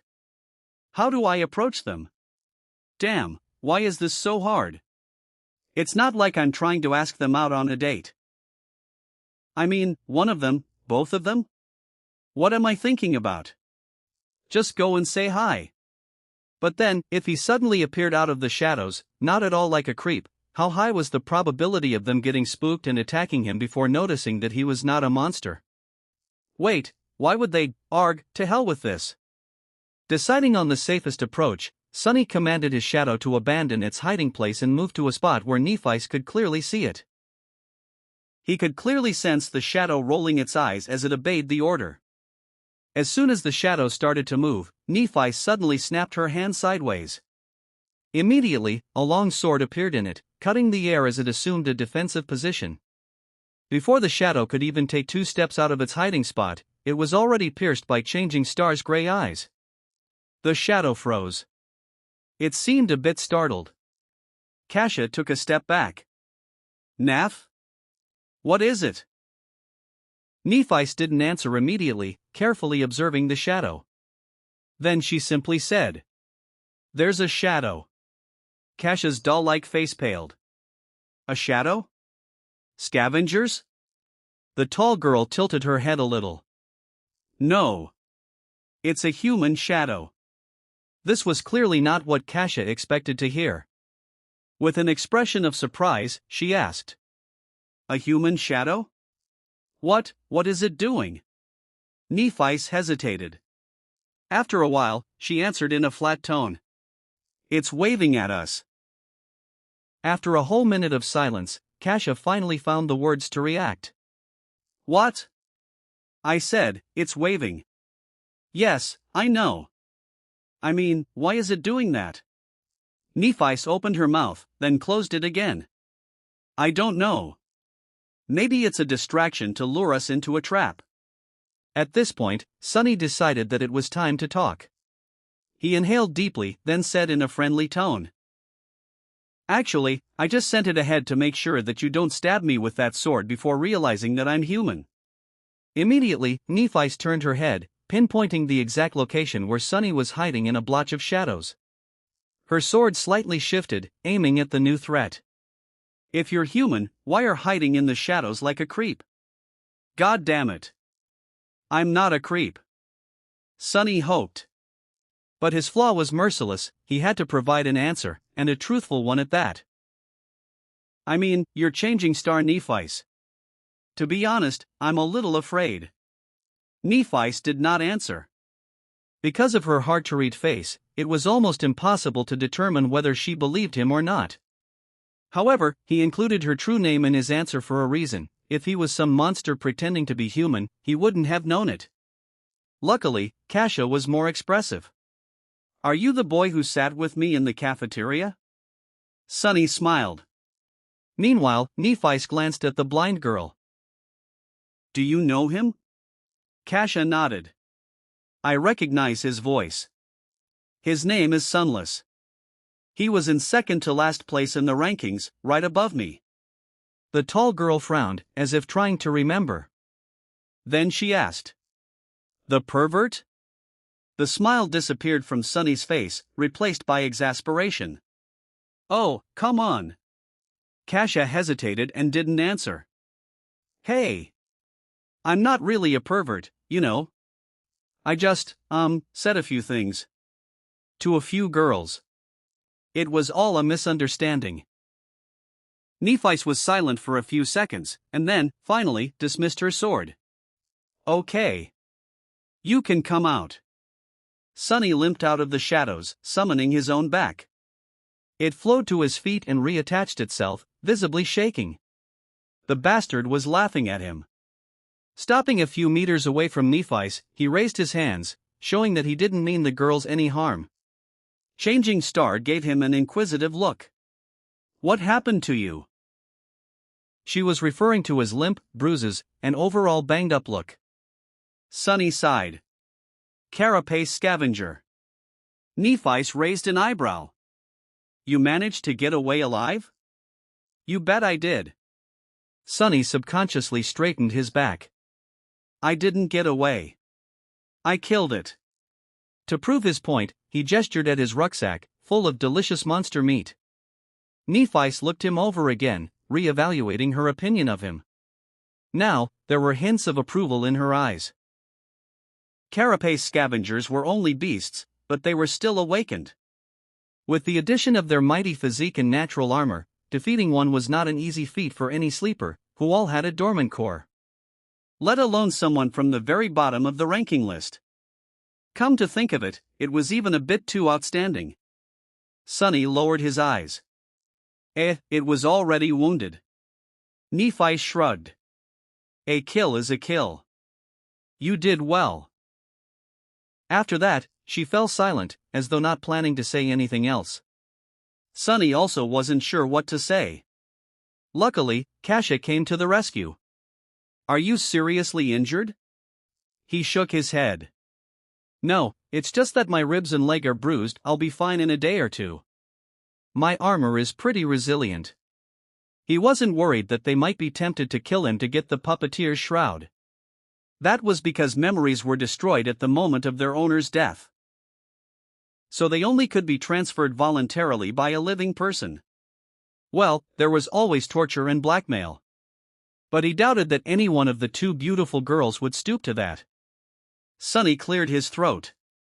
Before stumbling on the scavenger, I was heading for the tall hill with the massive coral pillar on top. But after the fight, my speed decreased. Now I'm worried about not making it in time. Do you perhaps know the way? Kasha smiled. Actually, we spent the last days on that hill. We were just about to go back. Nephi didn't say anything, looking at the sky. Sunny licked his lips. Well, can I come with you? They're not going to say no, right?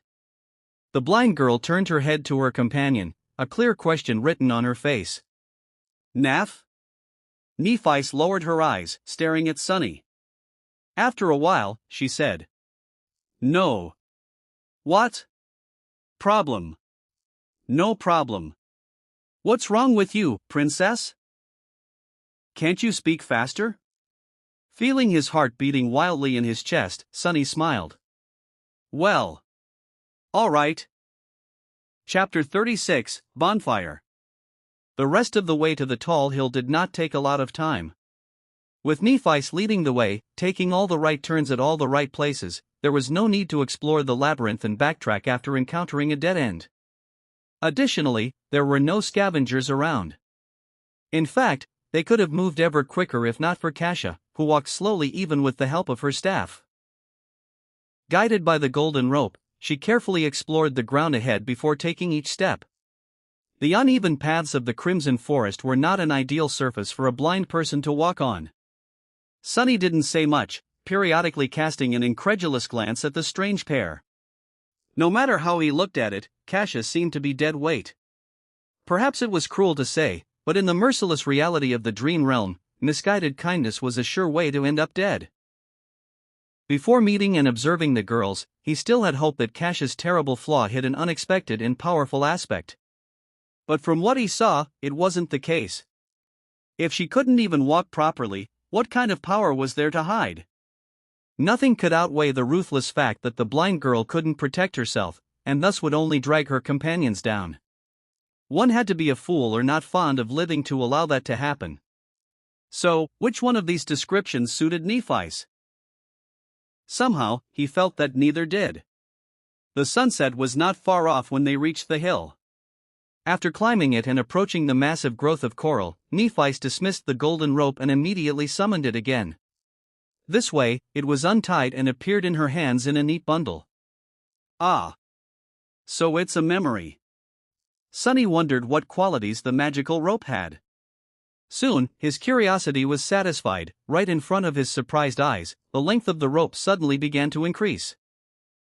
Soon, it was thrice as long as it was before. Nephi calmly tied both ends of the rope into loops and then threw one of them into the air, accurately coiling it around a prominent protrusion near the top of the coral pillar. Then, she tested if the rope would hold, swiftly climbed up and waved from above, giving Sunny the signal to follow. After hesitating for a second, Sunny approached the rope and grabbed it. He couldn't help thinking that this would be the perfect opportunity to cut his head off. With him helpless while climbing and Nephi standing on the top of the pillar, yeah. The vivid picture appeared in his mind. Stop being paranoid, Sunny thought, trying to calm himself down. It's not that he was sure of changing Star's impeccable moral qualities. Instead, he was certain of one thing: if Nephi really wanted to kill him, she wouldn't have needed to wait for an opportunity. She could have just cut him into ribbons whenever. Simultaneously scared and reassured by this thought, Sunny nimbly climbed up and joined Nephi at the top of the coral mound. He then turned around and watched curiously, wondering how Kasia was going to get to them. The blind girl dismissed the wooden staff and approached the rope. Then she caught it in a hand, traced it down to the loop at the end, and placed her foot inside. As soon as she was done, Nephi grabbed the rope and started pulling, lifting Kasia little by little until she had reached the top. She only had to grab Nephi's hand and make a step to join them. Ha! Efficient. The coral mound was much larger than the circular stone platform of the giant knight's neck. In fact, it was almost like a small island. At the highest point of the island, hidden behind some coral blades, the girls had made a little camp. There were piles of seaweed to sleep on, strips of scavenger meat drying under the sun, and a fire pit. Sunny pointed to the makeshift fire pit. Was it you 2 nights ago? I've seen an orange light in the distance. Kasia's face darkened. Yes, this was the first time we made a fire. But it turned out to be a really bad mistake. Nephi sighed. Sunny raised an eyebrow, surprised. Why? The blind girl touched her hair and turned her head to Nephi's. At night, any light will attract monsters. We were attacked by scavengers first.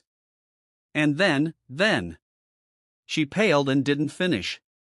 But she didn't have to. The memory of the colossal tentacle was still fresh in Sunny's mind. It seemed that he was lucky to meet these two when he had. If not, he was certainly going to make a fire tonight to roast some scavenger meat. Ah, I see. Nephi's looked at the sky and cleared her throat. It should be fine now. We still have time before the sun sets. After that, she got busy making the fire. Kasia simply sat on a pile of seaweed and waited. Not knowing what to do, Sunny lowered himself to the ground and let his tired, bruised body rest. After a while, he said, "I have fresh meat in my rucksack. Do you have water?" Kasia smiled. "Yes." After that, she extended an arm to him. A second later, a beautiful bottle made of patterned blue glass appeared in her hand. "That's a memory I have. It's always full." Sunny took the glass bottle and looked at it with envy. "An endless supply of water, huh? Sure beats my super loud bell. Thank you." He brought the bottle to his lips and greedily drank the cool, delicious water. Indeed, no matter how much he drank, the amount of water inside did not seem to decrease. "Is it really endless?" Kasia touched her hair again. Not really. If you turn it upside down and let the water flow, it will stop in half an hour or so. But then it will be full again pretty soon." At that time, Nephi was already done making the fire. Without looking up, she took Sunny's rucksack and opened it. Immediately, the soul shard rolled out. The tall girl looked at it, then at Sunny. Then she put the shard back in and pulled out the meat. Sunny became tense, preparing a misleading answer. But Nephi did not ask. So, he pretended like nothing had happened and continued his conversation with Kasia. "It's still a great memory. Getting drinkable water is not an easy task." Kasia nodded and smiled, pleased by his words. Soon, the rich smell of roasting meat permeated the air. At the same time, the sun was beginning to approach the horizon. A loud rumble came from somewhere beneath, and first traces of the black water began to appear between crimson walls of the labyrinth. Sunny looked east, where the skies were already growing dark. Then he uncomfortably shifted. "Do scavengers come all the way up here?" Nephi turned the meat and nodded. "Yes. But, only at night. In the day, most of them seem to disappear." Sunny grinned, having an idea of why there weren't a lot of monsters in the labyrinth in the day. "That's because they all gather near the place I had been spending my time recently. You should have seen it. The tall cliff to the west of here. Well, it's actually a statue." Kasia opened her eyes wide. A statue? But for you to survive, it should be. Yes, it's a giant statue of a knight, at least 200 meters tall. He is missing his head, so I hid on top of the neck. Anyway, the day we were sent here, two sea creatures fought each other near that statue. When the water receded, I saw an enormous carcass lying there, with hundreds of scavengers slowly tearing it apart." Nephi nodded. That would explain the lack of nightmare creature in the day. "How long?" Sunny blinked. "How long what?" Changing Star stared at him for a few seconds, making everyone feel uncomfortable. "How long, until they are done devouring the carcass?" "Oh. 1 day more, 2 at most." Nephi turned away, took the meat away from the fire, and then quickly extinguished it. "There's definitely something wrong with that girl." The three of them ate in the dimming light of the twilight. The meat was juicy, tender and indescribably delicious. It was better than anything Sunny had ever tasted, even back in the Academy's cafeteria. Of course, his excruciating hunger played a part in that. From time to time, they would pass the glass bottle to each other. When they were finished with their meal, the dark sea was back, and the night was upon them. Everything was consumed by absolute darkness. Of course, Sunny could easily see both Nephi and Kasia. Under the cover of the night, Changing Star remained pretty much the same. The blind girl, however, allowed her true emotions to show, thinking that no one would see. She seemed much more lost, lonely and frightened than she did in the day. As if trying to resist these feelings, Kasia said in a bright voice, "How about we formally introduce ourselves? I'm Cassie." Nephi glanced in her direction and shrugged. "Neph." Next, it was Sunny's turn. He exhaled, glad that they didn't ask his name directly. Most likely, he would still have been able to provide his human name, however, it also might have depended on the wording of the question. Relieved, he smiled and answered. I'm Sunless. But you can call me Sunny. Chapter 37, Getting to Know Each Other. Sunny was slowly growing fond of having conversations in the dark. Without the burden of light, people were more relaxed and honest. It reminded him of the frequent blackouts that used to sweep through the city when he was a little kid. His family had no choice but to huddle together and spend a few hours doing nothing but talking to each other. Now, these dark hours had become some of his most precious memories. He was silent for a few moments and then said, Since we're going to be depending on each other, should we share what abilities and memories we have at our disposal? This was a logical suggestion. If they were going to fight side by side, knowing each other's strengths was more or less vital. Still, he noticed Nephi's glancing in his direction with a guarded look on her face. Luckily, he was obscured by darkness. I'll start, Sunny said, both to show his sincerity and to reveal information about himself in a controlled manner. If he took the initiative to talk, he still had to tell the truth, but how much and to what extent was still for him to decide. If they were to ask and he had to answer, however, things would become unpredictable. My attributes give me an affinity to shadows. I also have a slight affiliation to divinity. Lastly, I am prone to finding myself in unlikely situations. Cassie listened carefully, and then lowered her head, as though embarrassed. He is telling the truth. Not that we doubted your honesty. Why not? I spent so much time earning the reputation of a pathological liar. Sunny cleared his throat and smiled, hiding his nervousness. Really? That's good to know. But, why are you so sure that I am being honest? The blind girl shifted a little. Oh. That's my ability. I can see people's attributes. Sometimes, I also receive, visions. They can be about the future or the past. I mean, that's what I think, it only happened a couple of times. Sunny swallowed, but then relaxed. So, she is an oracle of sorts. Luckily, her insight is limited to attributes, otherwise, I'd be in real trouble. Still, I'll have to be careful around her. He finally realized how the blind girl had known about his birthday. The question was whether she had seen it in a vision of the future or in a vision of the past. If it was the former, was it safe to assume that he would certainly be able to celebrate at least one more birthday? Or did knowing the future actually affect it and changed it? For example, after learning that he was definitely going to survive, Sunny might have naturally relaxed and lowered his guard. Then, he would die as the result of it.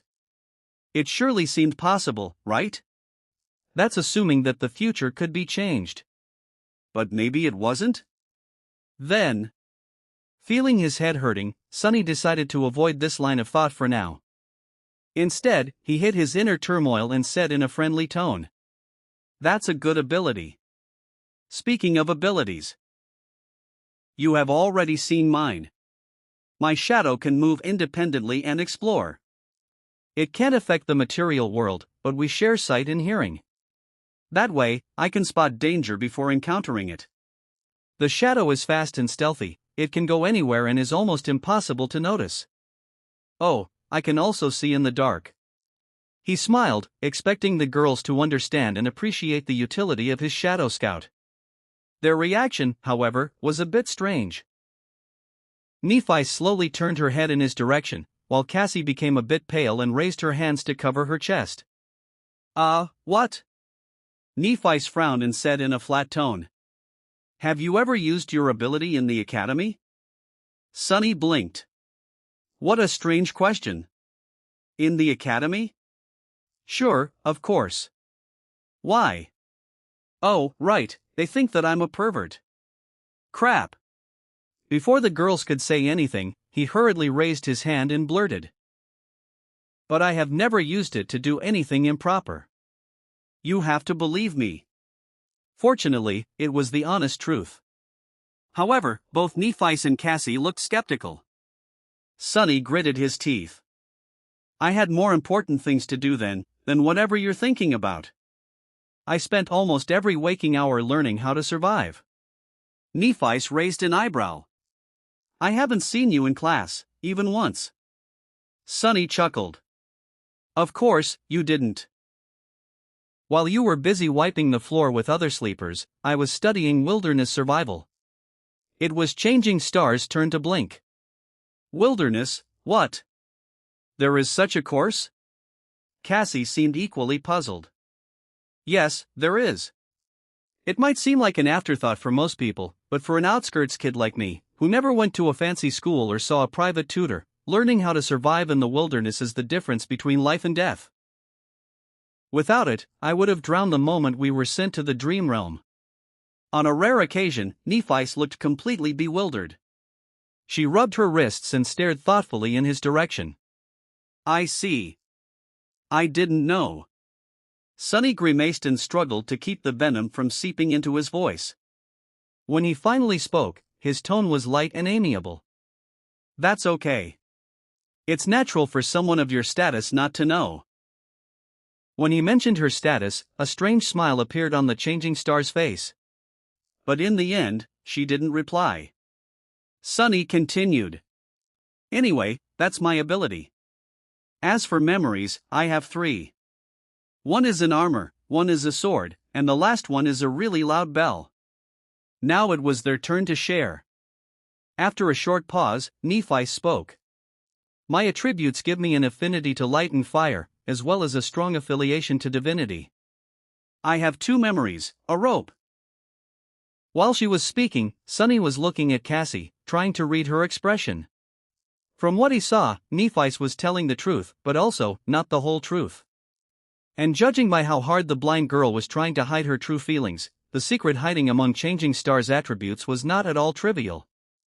Interesting. And a sword. The rope is very sturdy and can change its length. The sword is very sharp and can protect its wielder against soul's attacks, to a certain extent. My ability can be used to heal. Sonny didn't miss the wording of the last part. Can be used to heal, does this mean that its main purpose was something else? He was pretty sure that Nephis would not reveal all of her cards, just like him. However, healing abilities were extremely rare. Having one that could heal, but was not limited to healing, that would be simply unheard of. But then again, she was Changing Star. One of the few people in history to receive a true name in the first nightmare. If Sonny were to consider his own aspect ability, nothing seemed impossible. I wonder what her aspect rank is. Outwardly, he pretended to be excited. You're a healer? That's great. Having a healer among us is incredible luck. Cassie nodded and smiled. Neph is also an amazing fighter. You should have seen her dealing with those scavengers. Well, I also did not actually see it. But it sounded very scary. Sonny didn't need anyone to tell him how formidable of a warrior Nephis was. He had seen it with his own 2 eyes. Sort of. Actually, they were his shadow's eyes. Well, whatever it had instead of eyes. Meanwhile, Cassie sighed. It's my turn? My attributes are nothing special. I guess I have an affinity to revelations and fate. My ability is like I told you before. It's not very useful. About my memories, I have 3. The bottle, the wooden staff and this armor. You already know about the bottle. The staff can create wind. The armor is actually of the awakened rank, Neph gave it to me when we met. It has a very powerful protective charm. So, she's not only carrying Cassie on her back, she even gave away her only clothes?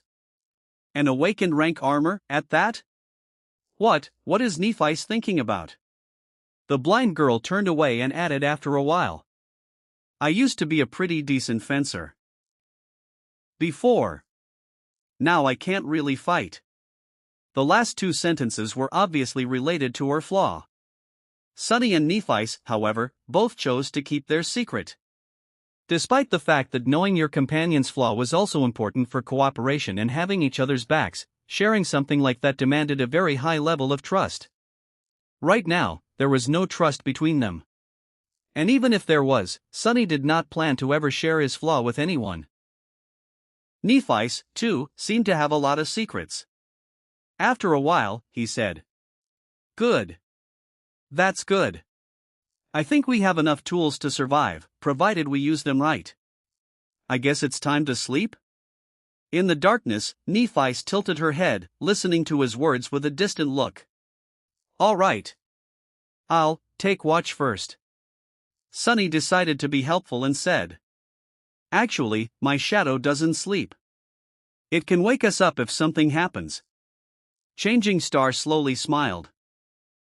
"I'll take watch first." Feeling a bit of coldness in her voice, Sonny sighed and shrugged. "Suit yourself.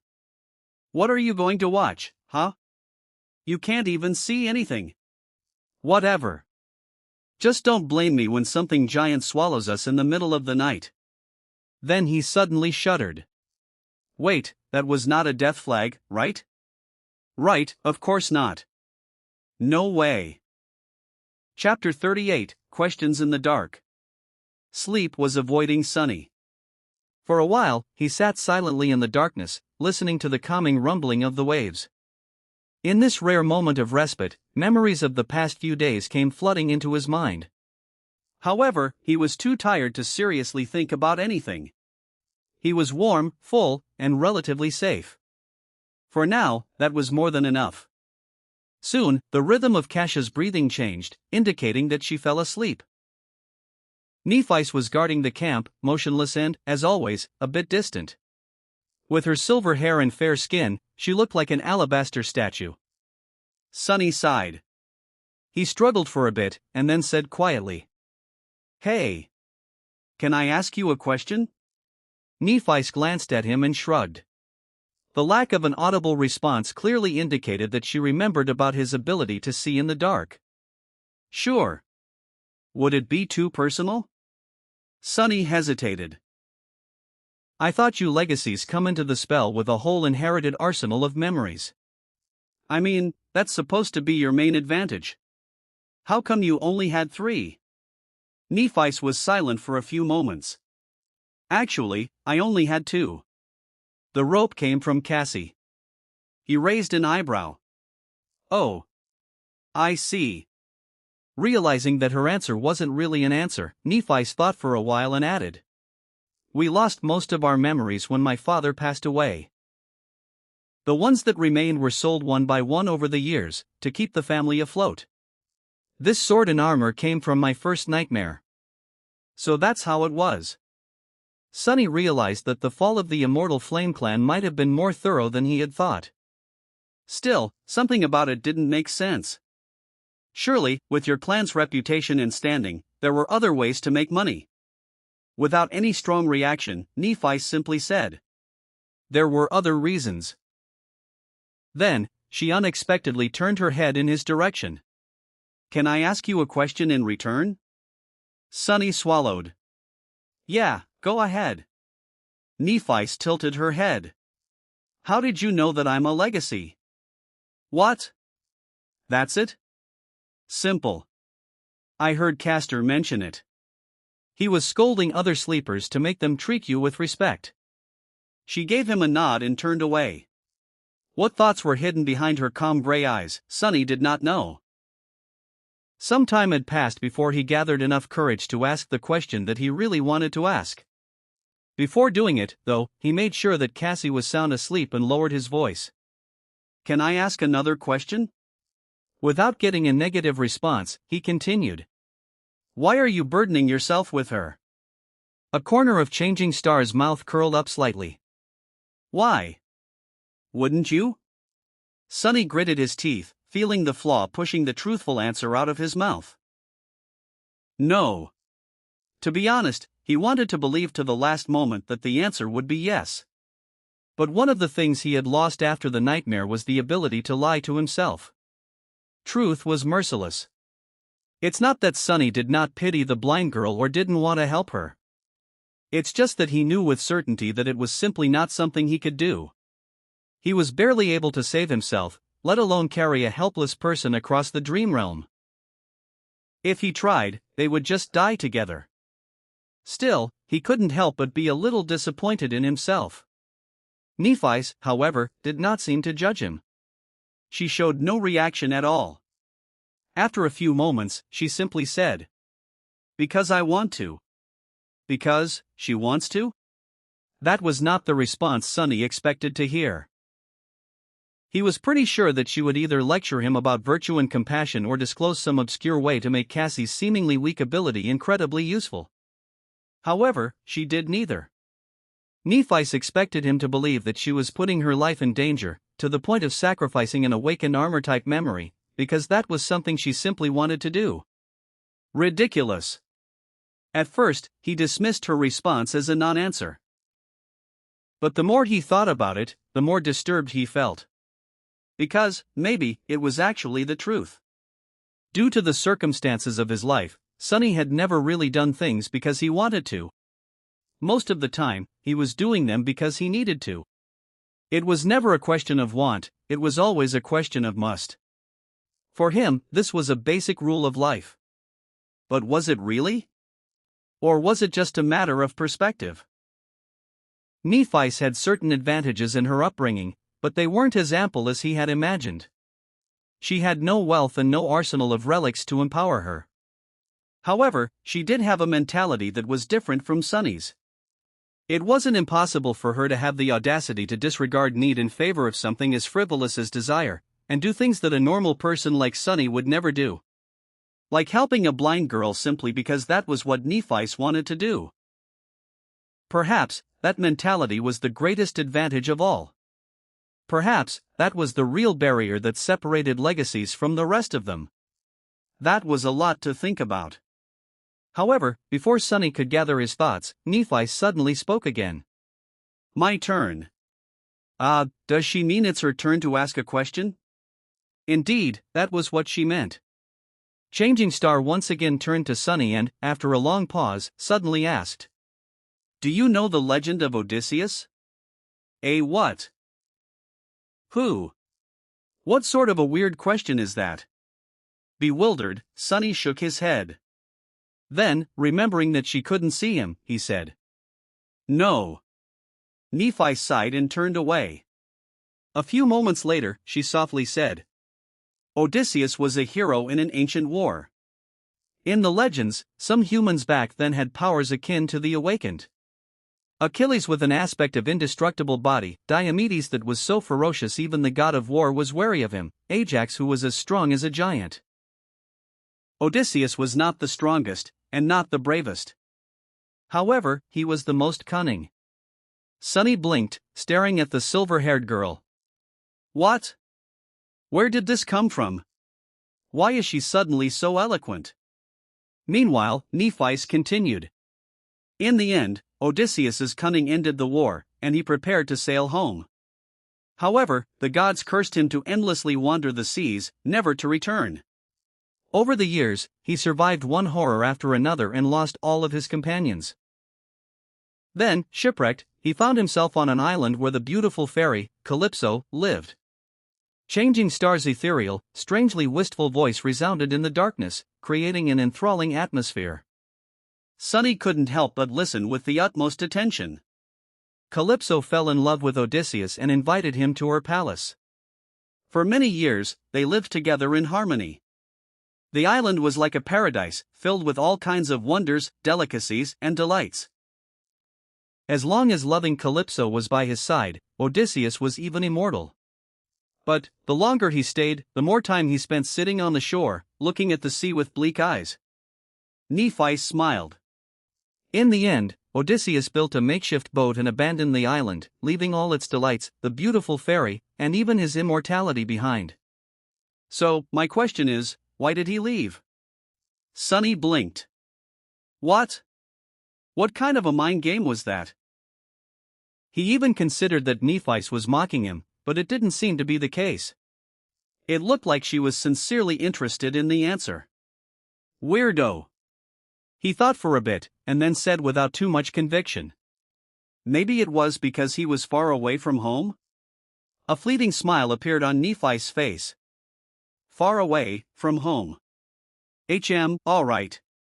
After that, she turned away and lowered her head, becoming like a statue again. It seemed like their conversation was over. Grumbling internally, Sunny lay down and tried to fall asleep. However, the image of bleak-eyed Odysseus kept appearing in his mind. After a while, he whispered, "Well, did he make it back home?" Soon, Nephi replied, "Yes." He returned to his wife and son, and they lived happily ever after. Satisfied, Sunny smiled and turned on his side. When he was already half asleep, he heard Changing Star's quiet voice once again. This time, it was barely audible and aimless, as though not directed at anyone. Odysseus was the first human to break the will of gods. In the morning, Sunny and Nephi were the first to get up. While the sun was rising and the sea was retreating, they made a fire and began preparing a simple breakfast. With Cassius still asleep, they did not talk to each other much. It was like the last night's conversation did not happen. However, after some time, they somehow ended up discussing the plan for the next few days. Nephi had some ideas. With what you told us about scavengers crowding to the west, the logical step would be to start moving east as soon as we can. Of course, north and south are also acceptable, but that won't put as much space between us and the enemy. Sunny nodded, agreeing with that logic. We have explored to the east a little, but not enough to confidently make it to the next high point in a day. That's why the best course of action would be to spend today scouting a path to that group of cliffs over there and move the camp tomorrow. He sighed. Do you have any idea where we are? Would there be a human citadel to the east? Nephi shook her head. I've never heard of a region that fits the characteristics of this place. In any case, we have to move to find out more. We'll either find a citadel, encounter an unconquered gateway, or die. East is as good of a direction as any. Plus, it's the safest, because there's a horde of monsters to the west. At that point, Cassie suddenly sat up straight. Her eyes were wide open, and her face was a little pale. She looked nervous and excited. Nephi frowned. Cassie? What's the matter? The blind girl turned to them and smiled. A vision. I had a vision. Like, a prophetic dream? Sunny thought, trying to come to terms with this new reality of someone being able to see the future. Or the past.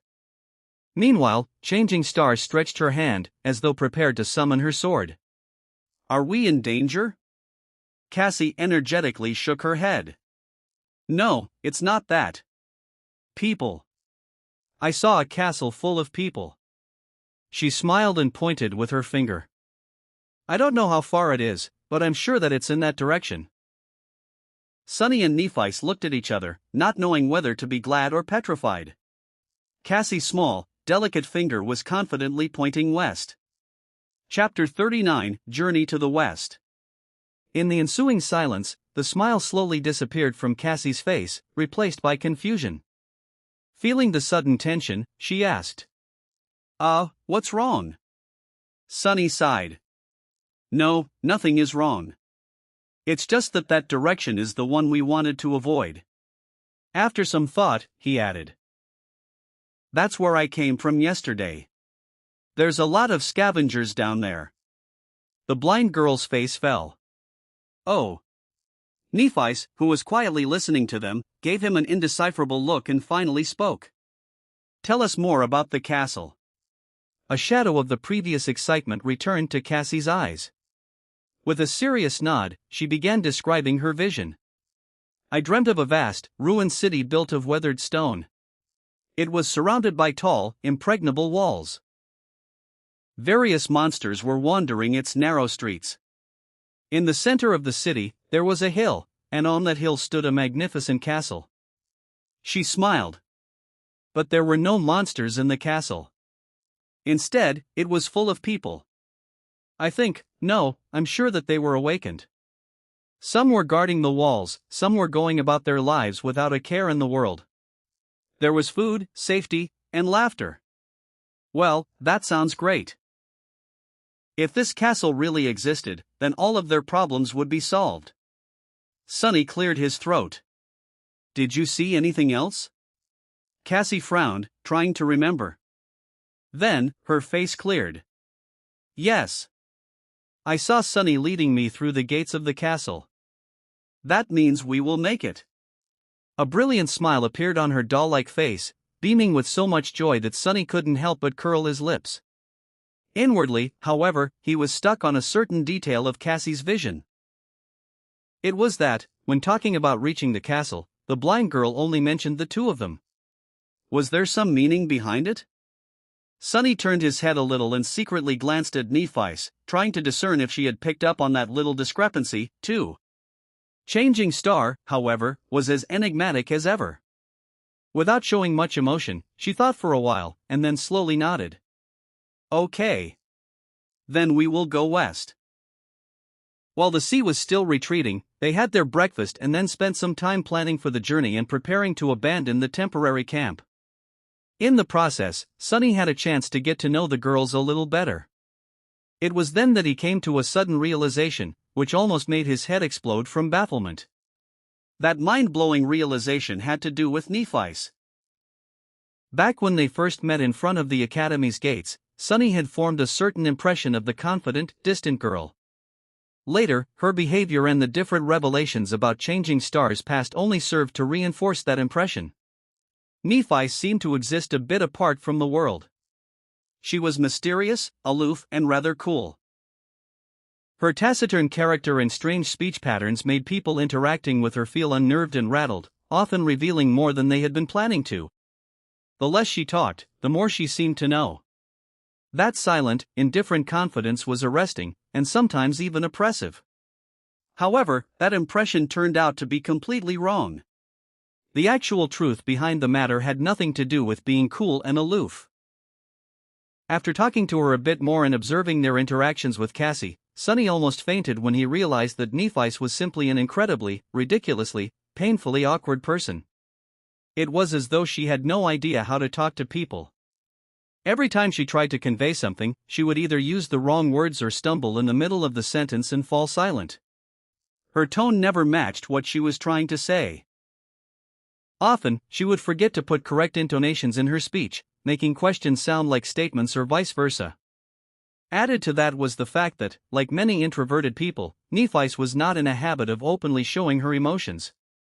It's not that she didn't have feelings, it's just that she was really bad at emoting them. As a result, her face always looked cold and neutral. That's why, most of the time, she simply chose to talk as little as possible or not to talk at all.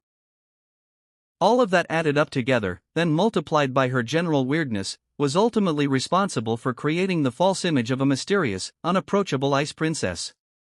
When in fact, she was just shy and completely inept in communicating with people. After coming to that realization, Sunny tried with all his might but still failed to stop himself from staring at Nephi with wide eyes. He just barely managed to not let his jaw hang open. What the hell? That's not in line with how a protagonist should be.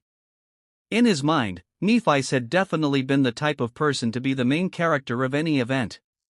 At the center stage, there were always confident, strong people like her in Castor.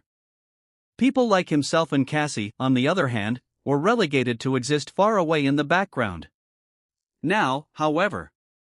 No, that line of thought was also wrong. The fact that Changing Star had problems with expressing herself and lacked social skills did not mean that she was not strong. In fact, it might have meant the opposite. She still achieved everything that she had achieved, but with the added layer of adversity. She was still dangerous. At that moment, Nephi finally noticed that Sunny was staring at her. She looked at him and, after a long pause, asked in an emotionless tone, "What?" He blinked, extricating himself from this sudden flood of thoughts, and cleared his throat. Nothing. I was just going to ask, when are we setting off?" Nephi appeared to be thinking. After a while, she turned away and said, "Soon." You really can't manage more than one word, can you?" Utterly bewildered, Sunny hid his emotions and smiled. "Ah. All right then." In the gray light of morning, they abandoned the tall hill and ventured west, retracing their steps from yesterday. Knowing the path, the small party made quick progress. Nephi was walking in front, her sword arm ready to strike at any moment. A bit behind her was Sunny. This time, the responsibility of holding the golden rope and guiding Cassie along was entrusted to him. Of course, the actual person, creature? Leading them was his shadow. It scouted ahead, carefully observing the labyrinth for signs of danger. The labyrinth was just as it was before, confusing and seemingly endless. Crimson blades of coral protruded from the black mud, creating a vast, tangled forest. However, today something about it felt different. It wasn't long before the shadow stumbled onto a mass of hulking, hungry scavengers. Chapter 40, Weak Point. Halt! Sunny whispered, observing the group of scavengers through his shadow. As soon as the word left his lips, Nephi immediately summoned her sword. After studying the surroundings for a second, she turned her head and glanced at him with a question in her eyes. Kasha, meanwhile, froze in place and hesitantly raised her staff. Sunny counted the monsters, 1, 2, 3, 5. Curses!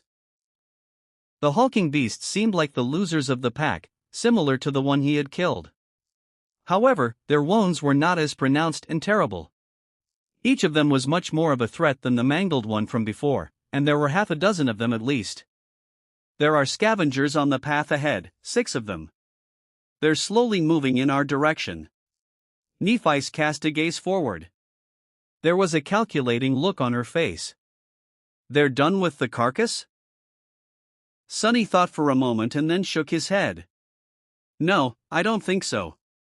But maybe there's not enough meat for everyone anymore, so some stragglers had no choice but to leave with an empty stomach. Nephi nodded and gestured to a nearby branching path. We'll circle around them. The 3 sleepers hastily moved forward and changed paths, giving a wide berth to the group of monsters. Tense and grim, they continued walking, trying to stay on course and not get lost in the labyrinth. However, in the next hour, they had to turn in a random direction again and again, avoiding other scavengers. The distance between them and the giant statue was not shortening at all. At some point, they were catching their breath near one of the numerous dead ends of the Crimson Labyrinth. They had no choice but to wait, since a large number of creatures was moving past their hiding spot, separated from them by a long length of a twisting coral passage. Sunny sighed and shook his head. We can't go on like that. At this rate, we'll never make it to safety before sunset. Cassie was the first one to react. Maybe we should turn back? That was a reasonable suggestion. However, Sunny felt reluctant to agree. Nephi shared his thoughts. With a blank expression, she said, "It will only get harder tomorrow." She was right. By tomorrow, there would be even more scavengers flooding the labyrinth. Then what should we do? Changing Star tilted her head, thinking.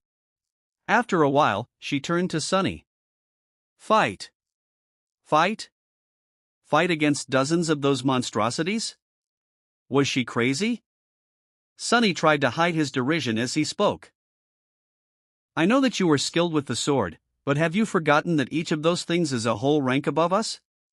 We won't survive in a fight against many. Nephi nodded.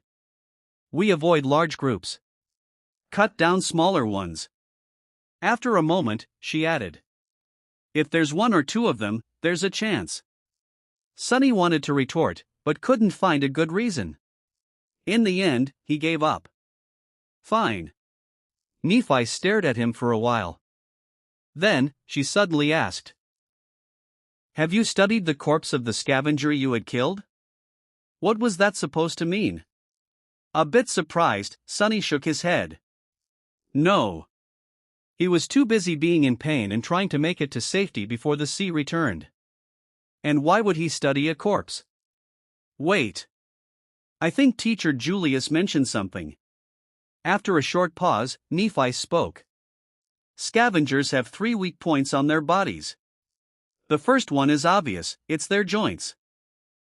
Anything that has to be flexible can't be too rigid. So, there's gaps in the armor above the joints. By targeting the joints, you can diminish their mobility and attack capacity. Oh, so, by studying a dead monster, one could better understand their strengths and vulnerabilities. This idea was so obvious that Sonny admonished himself for not realizing sooner. Meanwhile, Nephi's continued. The second one is the same. It's where their torso connects to the carapace. If you manage to accurately hit that spot, you can heavily injure a scavenger and deal serious damage to its body. However, unless you succeed in severing its spine, the wound won't be fatal. It'll still be able to fight for a while. Sonny couldn't help but notice that Changing Star's awkwardness seemed to disappear whenever she talked about things that she felt confident about, like ancient heroes. Or killing things. Curious. The last weak point is on their back, approximately at the level where the eyes are. There's a slightly concave, discolored cavity in their armor. It is where several armor plates connect. The chitin there is comparatively thin. If you can pierce through it, you can destroy the brain directly. That will be a killing blow. That is good to know. However, that weak point was too high to be hit by a human. After all, scavengers were more than 2 meters tall. As though reading his thoughts, Nephi added. That weak point is very hard to target. Circling around a scavenger is almost impossible due to their size, speed, and the attack range of their pincers. She looked at him and calmly said, If we stumble on a single scavenger, I'll be the bait. My task will be to make it turn around and then restrain it, exposing the third weak point. Your task will be to kill it. Sonny gulped. What if there's 2 of them? As usual, Nephi paused before answering. Don't die. It wasn't long before they were left with no choice but to attempt to fight against a scavenger. Behind them, there was a long stretch of the labyrinth with no suitable branching paths for them to turn onto. Ahead of them, there was a small clearing with only one other passage leading out of it. Not far into that passage, a massive scavenger was moving slowly in their direction. Sonny quickly described the situation and waited for Changing Star's feedback. Without much delay, she gave him a nod. We fight in the clearing. After that, Nephi gently guided Cassie to the wall of the labyrinth and helped her find a place to sit. Wait here. We'll be back. After some thought, she added. Soon. As Nephi moved to walk away, Cassie grabbed her hand. Her face was pale and tense. Neph, be careful, okay? Nephi blinked and tilted her head a little. Then, she smiled. Sure. With that, she and Sonny hastily headed for the clearing. By the time they got there, the scavenger was seconds from appearing. Sonny's shadow flew out of the passage and reattached itself to his feet. Without having to discuss things with Nephi, he quickly hid in the shadows and waited there, hoping for a chance to attack. Nephi, on the other hand, strolled to the center of the clearing and calmly stood there, her shoulders relaxed and her back straight. An elegant long sword appeared in her hands, carelessly pointed to the ground. Not knowing what else to do, Sonny silently repeated her words. Don't die. A second later, the scavenger walked into the clearing. When his tiny eyes spotted Nephi, an evil light ignited in them. Without wasting even a second, the massive monster screeched and rushed forward to attack. Its huge pincer shot forward with terrifying speed, tearing the air in its path. Nephi swiftly sidestepped, dodging the pincer, then leaped backward, removing herself from the path of the rushing monster. Simultaneously, her sword flashed in the air, cutting deep into the joint of one of the scavenger's front legs. Azure blood spattered on the ground. Of course, this small wound was too insignificant to slow the scavenger down. With surprising agility, it twisted and delivered a crushing sideways swipe. Nephi, who just barely landed on her feet, had no choice but to deflect the blow with her sword. She managed to disperse most of the impact by holding the blade at the right angle, but the remaining force was still enough to throw her off balance. At that moment, the second pincer came down. Instead of trying to regain her equilibrium, Changing Star went with the fall and somersaulted over one hand, ending up distancing herself from the monster a bit. her sword lashed out again. The follow-up attack followed almost immediately. However, Sunny did not care about the details anymore. The only thing he cared about was that, through this risky series of dodges and leaps, Nephi's had managed to circle to the opposite side of the clearing, forcing the scavenger to turn its back to the shadow in which he hid. It's now or never. Gritting his teeth, Sunny lunged forward. Before Changing Star finished her last dodge. Before the scavenger's pincer crashed on her from above. Before Sunny had time to become scared. He closed the distance between himself and the monster and jumped with all his might, landing on top of its carapace. Then, he used all of his weight to thrust a hand forward. Azure Blade shimmered into existence in his grip and was immediately swallowed by the shadow. A breath later, the dark blade hit precisely into the concave, discolorated cavity in the scavenger's armor. With a crack, the chitin broke, allowing the tip of the sword to sink deep into the scavenger's body. The monster shuddered, and then heavily fell to the ground. Sunny was thrown from its carapace, landing in the mud with a roll. That easy? It was already over? As though to answer him, the spell's voice resounded in the air. You have slain an awakened beast, carapace scavenger. Your shadow grows stronger. Chapter 41, Strength in Numbers. Sunny was sprawled in the mud, looking at the sky. He didn't even have to catch his breath since the whole fight took less than 10 seconds from start to finish. No one was dead, wounded or even bruised, well, with the exception of the scavenger. It was completely out of his expectations. He glanced at the monster's corpse to make sure that it was actually dead, then summoned the runes and took a look at the number of shadow fragments in his possession. Shadow fragments, 16/1000. It was actually true. The mighty awakened beast perished just like that. And, although Nephis did most of the work, he was the one to deal the killing blow. Why can't it always be so easy? Sunny got back on his feet and dismissed the Azure Blade. Then, he remembered the words Master Jet had once told him, no one can survive in the dream realm alone. Back then, he noted her advice, but didn't really believe it. After all, he had always strived to be self-sufficient, not allowing himself to depend on anyone. In Sunny's mind, this was the true meaning of strength. However, now he was beginning to suspect that this logic was flawed. Indeed, having someone to share your burdens meant the difference between heaven and hell here in the dream realm. If he was alone, fighting against a single scavenger might have been the end of him. Similarly, even though Nephis was far more skilled than Sunny, it would have been extremely hard for her to defeat the armored monster alone, being that its weakest point was out of her reach. But together, they had accomplished it with relative ease. The whole was greater than the sum of the parts. In other words, there was strength in numbers that surpassed individual power. In that sense, being able to depend on a group was not a sign of weakness, but, on the contrary, an important facet of personal strength. Lone wolves would always be at a disadvantage. That was another lesson to learn. It's not like I had much of a choice. He walked over to Nephis and checked if she was okay. Apart from slight damage to her makeshift seaweed clothes, everything seemed to be all right. She glanced at Sunny. Memory? He shook his head. Nephi sighed. It seemed that she was a bit impatient to get herself a suit of armor of her own. If Sunny was a gentleman, he would have suggested to loan her the puppeteer's shroud for a while, but alas, he wasn't. That armor was extremely valuable and it cost him a lot. Plus, unlike Changing Star, the picture of Sunny wearing nothing but a seaweed loincloth would have been more disturbing than aesthetically pleasing. So, he said nothing. Meanwhile, Nephis headed for the dead scavenger and said without turning her head, "Bring Cassie."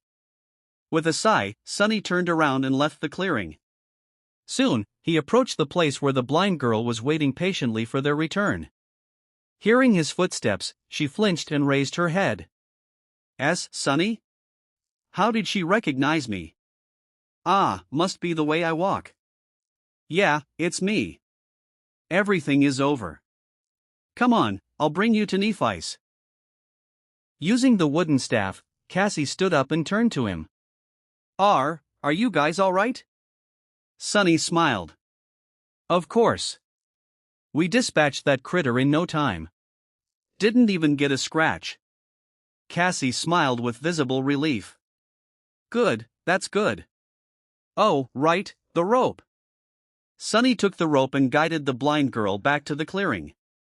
On the way, he felt a bit weird. With the delicate girl walking behind him, he couldn't help but think of his little sister. As a toddler, she used to follow him around too, as though they were glued together. As the familiar pain stabbed him in the heart, Sunny gritted his teeth and tried to think about something else. It was all in the past anyway. Back in the clearing, Nephice was done breaking apart the scavenger's carapace. The shimmering soul shard was already in her hand. Without saying anything, she tossed it to Sunny. He caught the crystal and looked at her with surprise. Why are you giving it to me? Nephice blinked and stayed quiet for a few seconds. Then she said as a matter of fact. I don't have pockets. Oh. Still a bit bewildered, Sunny put the soul shard into his rucksack. But why wouldn't she just absorb it? He opened his mouth to ask the question, but she seemed to realize something and added. We'll divide the spoils later. Ah. All right. Nephice, meanwhile, turned to Cassie and said after some deliberation. I was careful. Then, she smiled. Your shadow grows stronger. Your shadow grows stronger. Your shadow grows stronger. Sunny was feeling somewhere in between of being ecstatic and peeved. Throughout the day, they managed to kill 3 more scavengers, each time with not much risk to anyone except for Nephice. The process was largely the same. After discovering the monster, he would hide in the shadows, while Nephice would act as bait. Then, when the time was right, Sunny would stealthily approach and finish the fight with a precise strike of the azure blade. He was wondering if that was what being in the main hero's party felt like. To anyone else, maybe with the exception of Castor, dancing around a deadly awakened beast would have been a tall task, most likely ending with the dancer's death. Nephice, however, had managed to do it over and over again seemingly without too much strain. What's more, her performance was based solely on skill, with no aspect ability involved. In that regard, even Castor couldn't have done better. She was swift, calm, and precise. Every move she made was calculated and perfectly timed. She seemed to innately understand the flow and logic of combat, which gave her the ability to roughly predict what actions the mindless beasts would perform in the next seconds. Then it was just the question of physical prowess to evade and even manipulate them to a certain degree.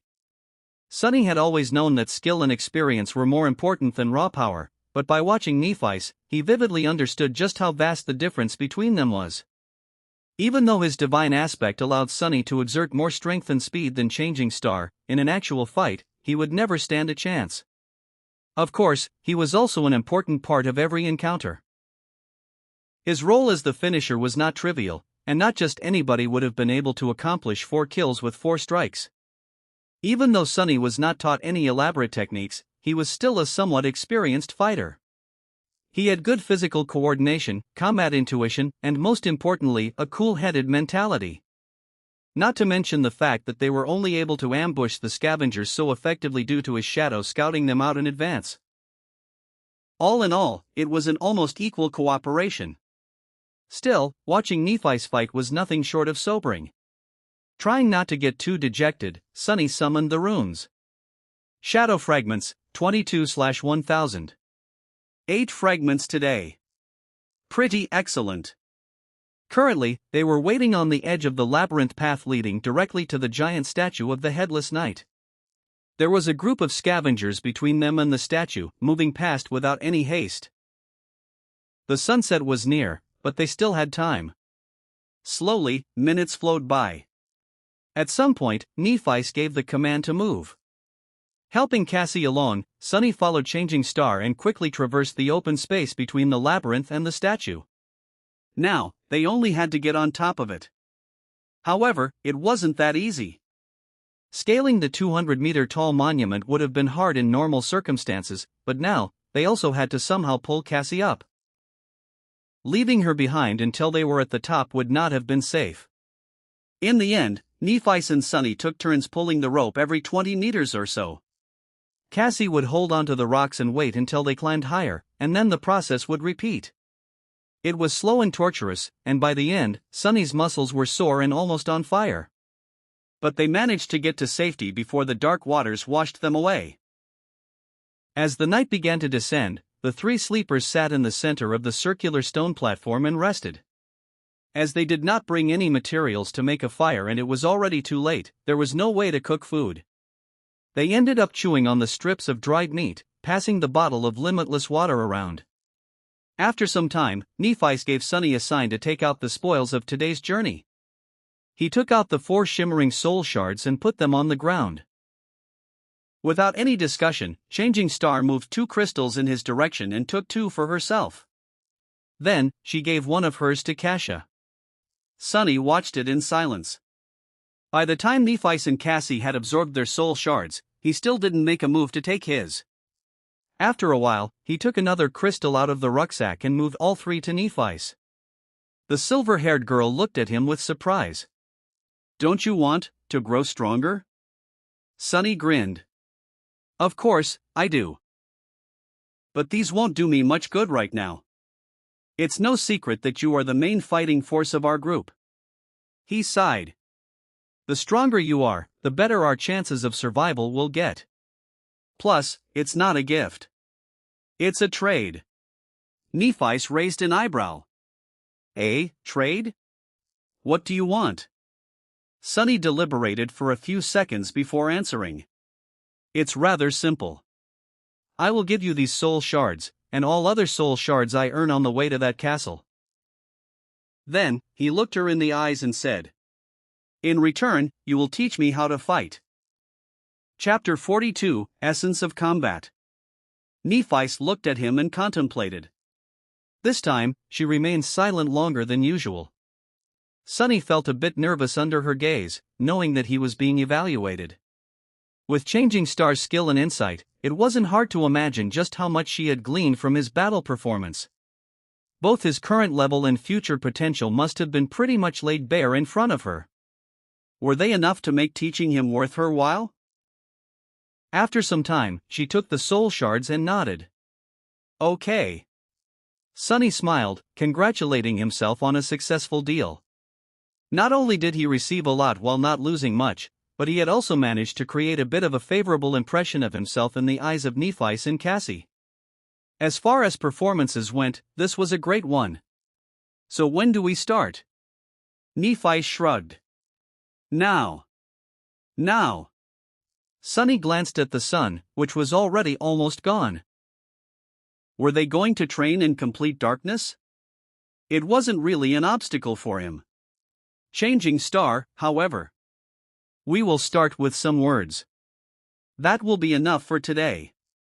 After hesitating a little, she added, "Cassie, you listen too."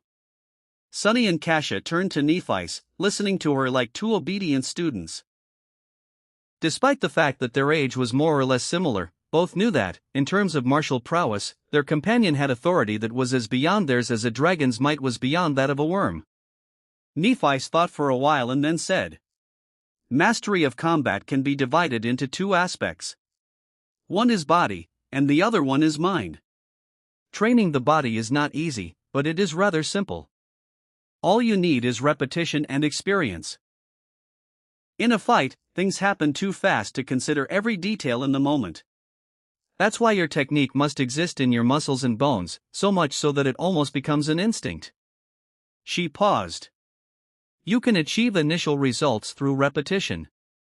Then, it must be cemented through experience. The more battle experience you have, the deeper a technique will be assimilated into your body. There is no other way.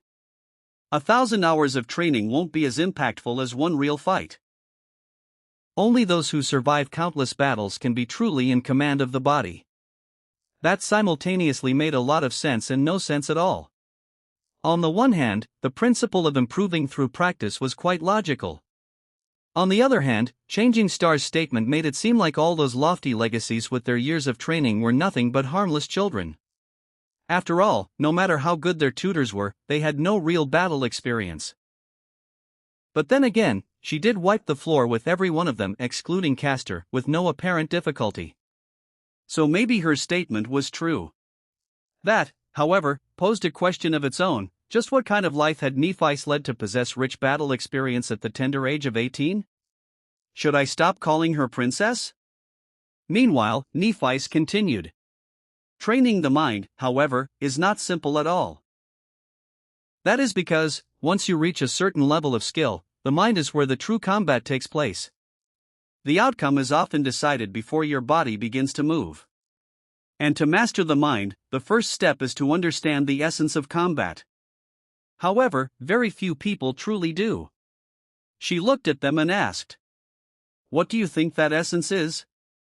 Sunny hesitated. The essence of combat? What might it be?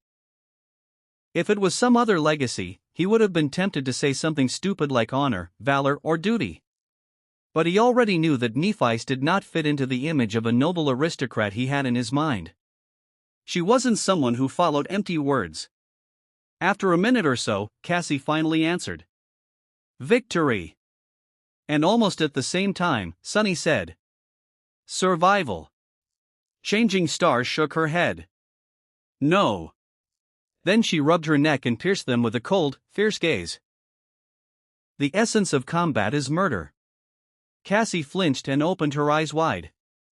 Sunny frowned a little. Nephi, however, did not seem to care. In the same calm tone, she continued. At the core of it, there is only this: you are trying to kill your opponent, and they are trying to kill you. In the end, one of you will be killed, and the other one will be the killer. Everything else is just noise. Her words sank deep into Sunny's heart and reverberated there, causing something inside of him to resonate and awaken. Style doesn't matter. Weapons don't matter. Reason and intent do not matter. The only thing that matters is to be the last one standing. In this way, anything you do in combat must be viewed as only serving one of two purposes, either to kill your enemy or to prevent the enemy from killing you. Nephi lowered her eyes. If you can understand that, you will have enough clarity to master the mind. After that, Sunny couldn't fall asleep for a long while. He lay on the cold stone, looking into the darkness and thinking about what Nephi had taught them. Repetition, experience, clarity.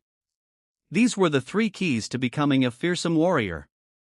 All three were important, but the last one was the most vexing. Was it really how Changing Star had said? Was there nothing at the core of being a warrior than a cold will to kill? Intuitively, he felt that it was indeed so. This ruthless truth was, in a sense, an amalgamation of all his life experiences. After all, for someone like him, life was nothing but a constant battle for survival. Someone always won, and someone always lost. The former got to live for a few more days, the latter, no one cared what happened to them. Of course, life was life, and combat was combat. To most people, they weren't one and the same. But what about the awakened? The sole purpose of their existence was to fight against the nightmare creatures. Very few could escape that fate. After coming to the academy, Sunny allowed himself to think that he had escaped the fate of always having to struggle at the edge of survival. But now, it seemed like he had just exchanged one battle for another. This was an uncomfortable thought. However, if he looked at it from a different perspective, did it actually mean that he always had a crucial advantage? Most of those chosen by the spell were forced to somehow adjust to this merciless way of life. But he had always lived like this. Was he actually one of the few perfectly suited to be an awakened? With this thought, Sunny fell asleep. In the early morning, he was awakened by a piercing scream. Chapter 43, Repetition. Sunny was on his feet even before fully waking up. Somehow, Azure Blade was already in his hand. His shadow was hovering beside him, ready to either wrap itself around the sword in case he needed to attack or around his body, in case it was already too late for that. He tried to understand what was going on. Nephi was nearby, her longsword raised in a defensive stance. Cassie. Where's Cassie? Fearing what he might see, giant tentacles reaching for them from the darkness. He looked around. The eastern horizon was just beginning to show the first hints of dawn, adding a tiny shade of gray to the blackness of the world. In that blackness, there were no signs of danger. Finally, he saw Cassie. The blind girl was stumbling at the edge of the platform with a horrified expression on her face. With her blonde hair in a mess, she was stretching her hands out, clearly lost in space. Of course, there were no walls for her to find. The platform was open to the elements, and the only thing waiting for Cassie was a plunge into the dark, tumultuous waters. Before Sunny knew what he was doing, he was already running. That wasn't a very smart thing to do after all. He did not know what had caused Kasia to scream and if there was some hidden danger nearby. Plus, it was still too dark for Nephi's to see. His sudden lunge could have caused her to lash out with the sword before asking questions. All of these were good reasons to wait and observe first, but in an uncharacteristic and completely irrational manner, Sunny acted before thinking. He caught Cassie moments before she took a step off the platform and, holding her tightly in his arms, dragged the blind girl back. "I got her!" Sunny yelled, letting Changing Star know that there was no need to stab him with a sword. And then, in a quiet voice, he said to Cassie, "I got you. It's all right. Everything is fine. Calm down." He felt the girl's body trembling and looked around again, trying to understand what had scared her so much. But there was nothing. Nephi was listening to the sea for the same reason. After a few seconds, she asked, "Do you see anything?"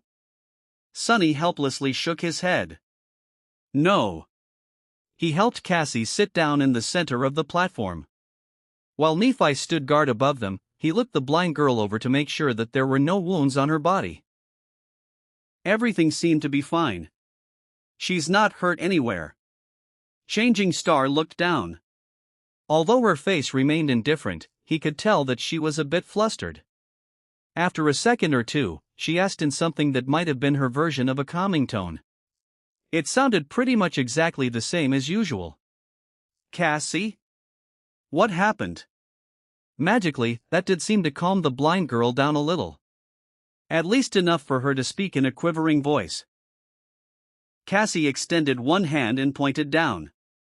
The head. "I saw, oh gods." Sunny frowned and looked at Nephi. Did she see a vision? The past? The tall girl was silent for a moment. "I don't know. It never happened before." Both of them turned to Cassie, not sure what to do. Since there was no apparent danger around, they took turns trying to calm the horrified girl down.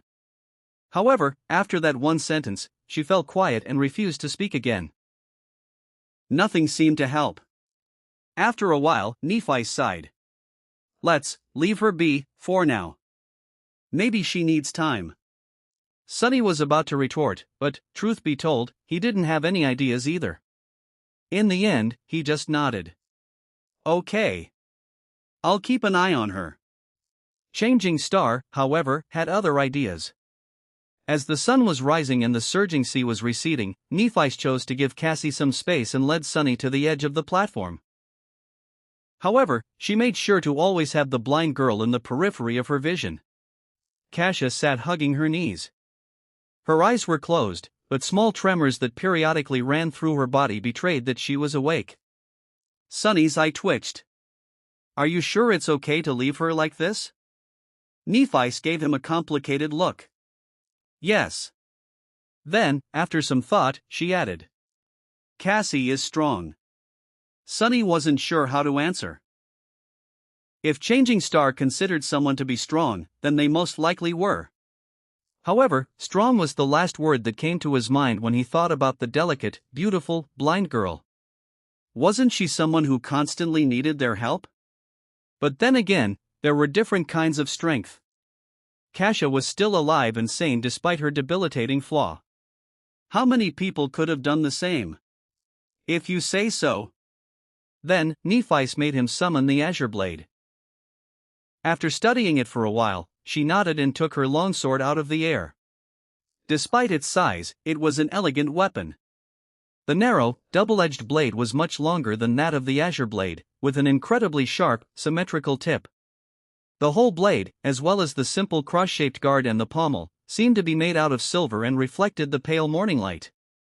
The handle was tightly wrapped in black leather. Putting the two swords side by side, Nephi spoke. Your sword can be used with one hand, but its true potential can only be revealed when held in both. It is created primarily for cutting and severing, hence the higher center of gravity. However, it can thrust as well. Then she gestured to hers. My sword is a bit more versatile. It is created for both cutting and thrusting, and it has a double edge. However, the principle of wielding these two swords is effectively the same. She took the sword in both hands, placing one near the guard and another near the pommel. Then, she performed a downward slash. They are both leverage-based weapons. When held with two hands, one hand pushes, she pushed the sword down with the hand near the guard, while the other hand pulls. The hand near the pommel simultaneously pulled the handle up, giving the blade a tremendous boost in speed. This is how you generate force and perform powerful strikes. Now, your turn. Sonny looked at his sword and gripped it with both hands, mimicking Nephi's pose. Then, he raised it and slashed down, making sure to enhance the force of the strike with his lower hand. Changing Star observed him. You need to understand that a strike doesn't come from the hands. It comes from your whole body. Power comes from your feet, your hips, your core, your shoulders, and is only then transmitted to your hands. Like this. She demonstrated the downward slash again. This time, Sonny paid attention to the overall stance and movements of every part of Changing Star's body, as opposed to only the sword. He wasn't a novice to fighting. Instinctively, he already knew how to deliver a proper punch, even if, before, there wasn't a lot of strength in his body. The principles of striking with a sword were largely the same, so Sonny quickly understood the overall concept. He performed the simple downward slash a few more times. After each time, Nephi gave him pointers and corrected his mistakes. Sometime later, she was finally satisfied with his form. Good. Sonny smiled, proud of his achievements. Nephi looked at him thoughtfully and nodded. Now, do it 1,000 more times. The smile froze on Sonny's face. 1,000? Did she say 1,000? He blinked. Sorry. How many times? Changing Star tilted her head in thought for some time. Well, we don't have much time today. So, yes. Only 1,000. Ha! Ha ha! Only 1,000, eh? Sonny forced himself to sound polite. I see. All right. As Nephi walked back to sit with Cassie, he turned to the sea and raised his sword. 1. The azure blade whistled as it cut the air. He raised it again. 2. Push and pull. This is how you generate force. 3. Strike with your whole body, not just your hands. 4. As Sonny raised his sword and slashed down, over and over again, only one thought eventually remained in his mind. Repetition, experience, clarity. Repetition. By the time he was done performing 1,000 strikes, Cassie was finally ready to speak. Chapter 44, Cassie's Dream. With pretty much every muscle in his body sore, Sonny walked over to the girls and fell on the ground. After catching his breath, he looked at Kasia. Cassie? Do you feel better? Several seconds later, the blind girl slowly nodded. That's a relief. He shifted and hesitated for a bit. Kasia didn't look too well. Her face was still very pale, with a distant, dazed expression on it. Her body at least was no longer trembling. Sonny wasn't very good at talking to people, let alone placating them. He wasn't sure what to say. He cast a gaze at Nephi and sighed inwardly. Who knew that one day he would turn out to be the most sociable person for as far as the eye could see? What a joke! Can I have some water? Cassie turned to him and scowled, as though confused by the question. Then, she suddenly gasped and opened her eyes wide. Oh, sorry. Yes, of course. She summoned the limitless water bottle and offered it to Sunny. He took it with a grateful smile and greedily drank a few gulps before giving the bottle to Nephi. Eventually, it returned to Cassie. "You drink some too." After she did, he awkwardly patted the blind girl on the shoulder. "Everything seems to be fine now." Did you dream of another vision?" "You can tell us. If you want." Cassie hesitated for a bit before saying, "I don't know. Maybe it was just a nightmare." Sunny and Nephi exchanged glances. They both doubted that what Cassie saw was a simple nightmare. After all, people usually did not dream in the dream realm. The blind girl, meanwhile, continued, "I don't really remember. It's all in fragments." Sunny carefully considered his words, not wanting to pressure Cassie too much. "You can just tell us what you remember. Maybe we'll be able to make sense of it together." Kasia sighed and tentatively nodded.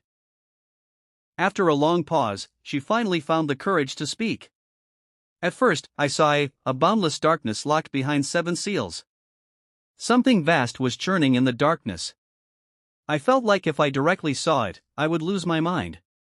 As I watched, terrified, the seals broke one after another, until only one remained. And then that seal broke, too." She trembled a little. "After that, I don't know. It was as though my mind shattered into 1,000 shards, each shard reflecting its own image. Most of them were dark and scary. Some I have already forgotten. The other." Cassie fell silent, remembering. "I saw the human castle again. Only this time, it was at night. There was a lowly star burning in the black skies, and under its light, the castle was suddenly consumed by fire, with rivers of blood flowing down its halls. I saw a corpse in a golden armor sitting on a throne. A woman with a bronze spear drowning in a tide of monsters, an archer trying to pierce the falling sky with his arrows. Finally, she looked up, her face full of horror. In the end, I saw a colossal, terrifying crimson spire. At its base, 7 severed heads were guarding 7 locks. And at the top, a dying angel was being consumed by hungry shadows. When I saw the angel bleed, I suddenly felt as though something so precious that it can't be described with words was taken from me." Her voice became quieter. "Then, I felt so much sorrow, pain and rage that what little remained of my sanity seemed to disappear. That was when I woke up.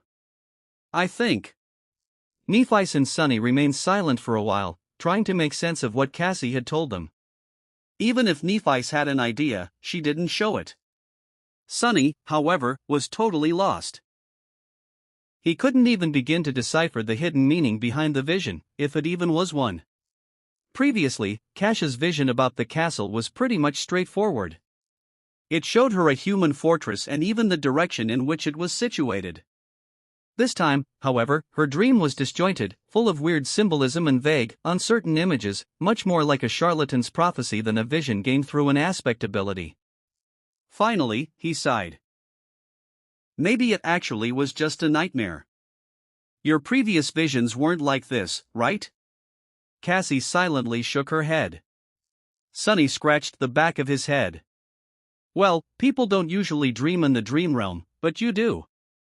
Perhaps seeing a random nightmare once in a while is a side effect of your ability." The blind girl turned to him, a faint relief written on her face. "You really think so?" He hesitated, trying to find the right words. "Why not? It's a possibility." Inwardly, however, he felt uneasy. A dying angel being consumed by shadows, why does it sound so ominous? I should try and stay away from angels in the future. Gee, what has become of my life? A sentence like that doesn't even sound insane anymore.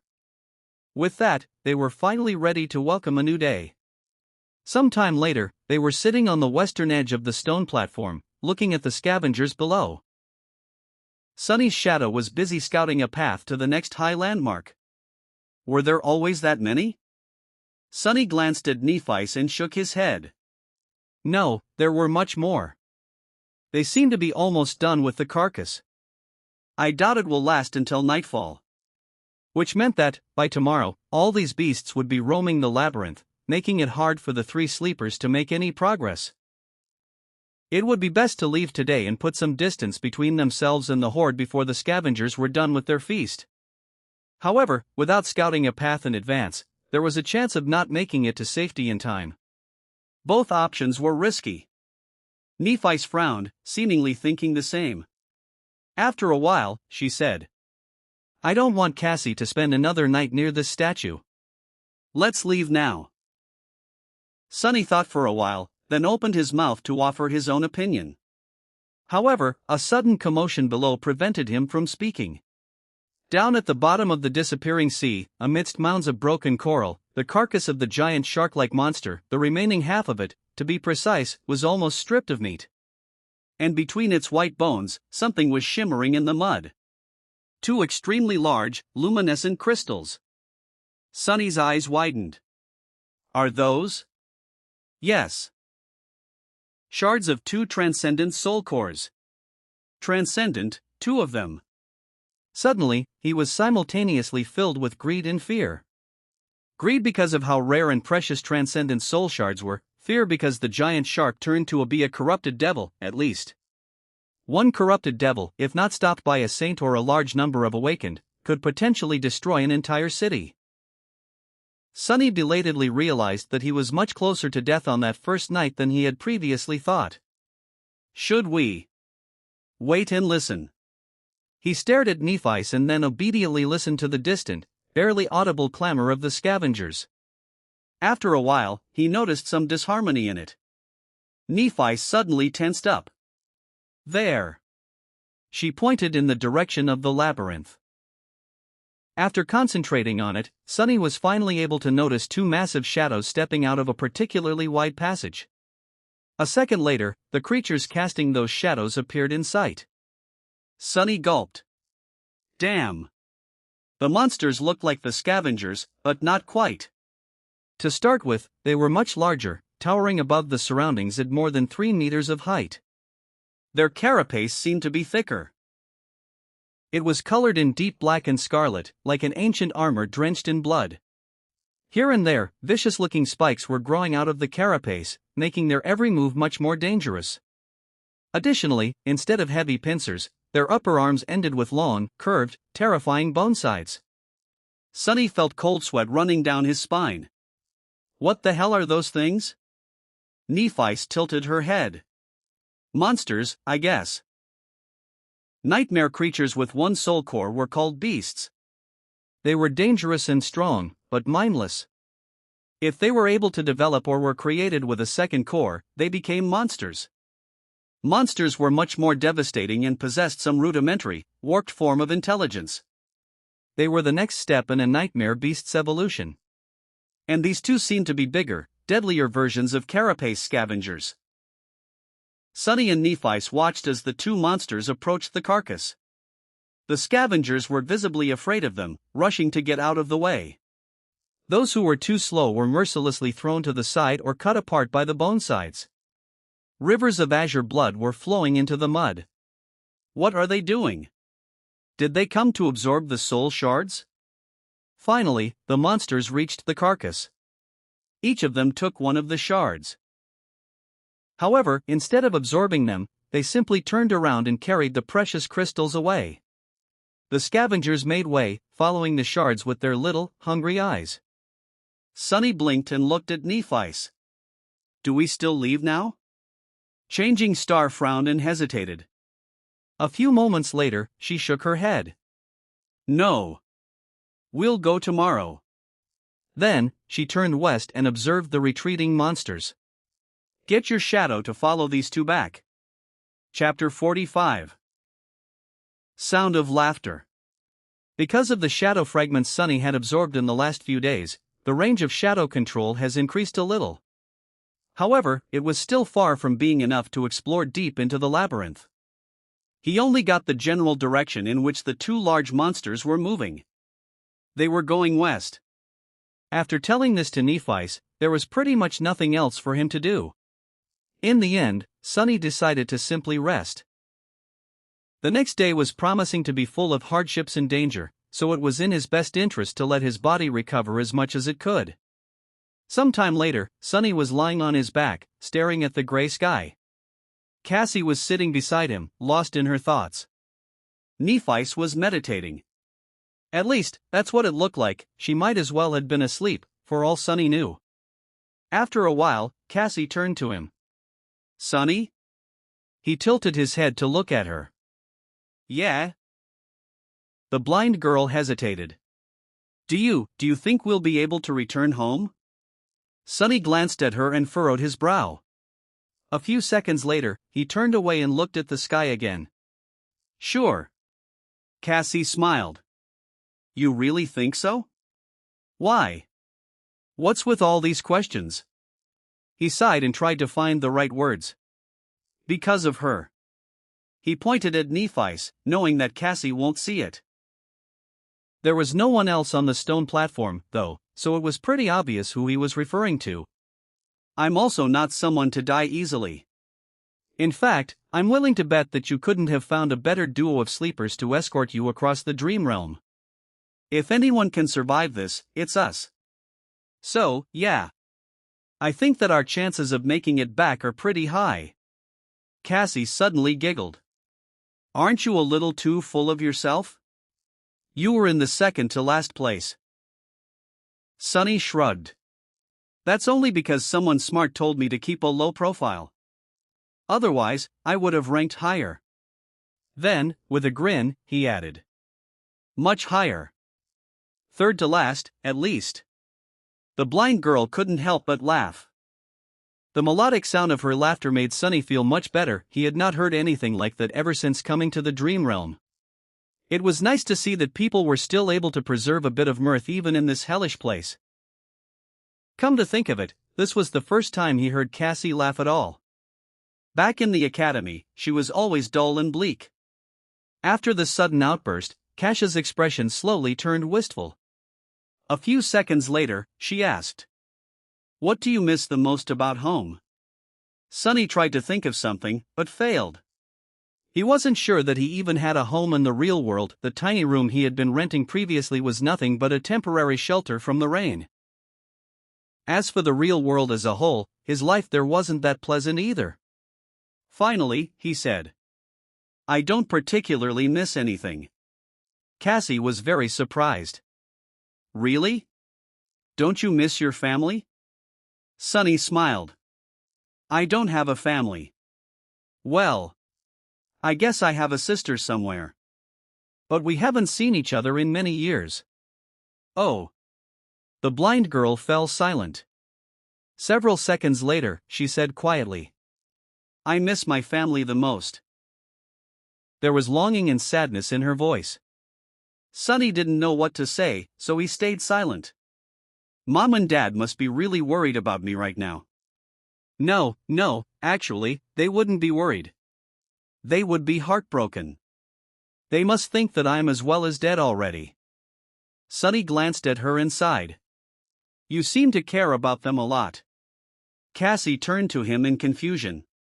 "Of course. Isn't it normal?" Sonny stared at the gray sky. The wind smelled of rain. After a while, he said, "I wouldn't know." In the evening, Nephi made Sonny perform the 1,000 strikes again. After that, they ate the last strips of dried scavenger meat and took turns sleeping, so that one of them could always keep an eye on Cassie. Thankfully, nothing happened during the night. When the morning came and the dark sea retreated, they prepared to leave the giant statue. Nephi was the first one to climb down. Before that, she had a few words to say. "Today will be different from before. There will be much more scavengers roaming in the labyrinth. We might not be able to create an ambush or avoid fighting several of them at once." She looked at Sonny. "If anything happens, your job is to bring Cassie away. We can retreat by using passages that are too narrow for the scavengers. If we get separated, proceed to the high point by yourselves. Don't wait for me. Do you understand?" With a somber expression, he gave her a nod. Nephi returned it. "Good. Time is of the essence, so let's go. With that, she began the descent. After Nephi's reached a point 20 or so meters below them, she found purchase and waited. Using the golden rope, Sunny lowered Cassie down. Just like while climbing up, they took turns helping the blind girl. Luckily, climbing down the statue was much easier. Soon, they reached the ground. Entering the labyrinth, the trio moved forward with haste. The shadow was ahead of them, scouting for monsters and optimal paths. Despite that, their progress was slow and chaotic. They had to constantly change direction to avoid groups of scavengers, often ending up in dead ends or moving further away from their destination. Sunny, who played the role of the scout and navigator, felt his brain slowly starting to boil. At some point, however, they inevitably ended up in a situation where a fight was unavoidable. There was a large group of scavengers at their heels, and a pair of them blocking the path ahead. Neither of the two groups had noticed the sleepers yet, however, since there were no other passages to turn into, it was only a matter of time. Nephi considered their options for a few seconds. There was a scowl on her face. Finally, she said, "If there's only two, we can take them." Sunny looked at her with uncertainty in his eyes. "But there's no time to set up an ambush." He wasn't quite sure how they could fight two scavengers at once. Despite how good of a teacher Nephi was, he only practiced with the sword for a day. Facing against a scavenger alone was risky. Changing Star shrugged. "It's almost the same. I'll attack first. You follow behind in the shadows and finish one off once they turn. Then, we kill the second one together." The whole plan was based on the assumption that Nephi could survive under the onslaught of two scavengers, both attacking her simultaneously. Sunny was very impressed by her prowess, but he wasn't sure that it was possible. There was a large probability that Nephi would die. He still remembered that she wasn't present in Cassie's first vision. But what else could they do? A bit rattled, Sunny gritted his teeth. "All right." After a short pause, Nephi summoned her sword. Then, she stepped forward. Chapter 46, Experience. After finding a good hiding spot for Cassie, Sunny and Nephi proceeded forward to face the scavengers. Soon, they saw two hulking silhouettes in the distance. With her lips pursed together, Nephi threw over her shoulder, "Keep up." Then, like a runner preparing for a race, she got down on one knee, inhaled deeply, and lunged forward. "Damn!" Sunny dove into the deep shadow cast by the wall of the labyrinth and followed, running as fast as he could. However, the distance between them kept growing. Suddenly, he remembered walking behind Nephi as they crossed the bridge to the academy. Was it his fate to always follow behind her? Changing Star's running speed was incredibly fast. She was practically flying through the air, like an arrow let loose from a bow. One of her arms was stretched backward, holding the sword with its point to the ground. The other was cutting the air with each stride. It took the two scavengers a couple of seconds to realize what was happening after noticing her. By that time, she was almost upon them.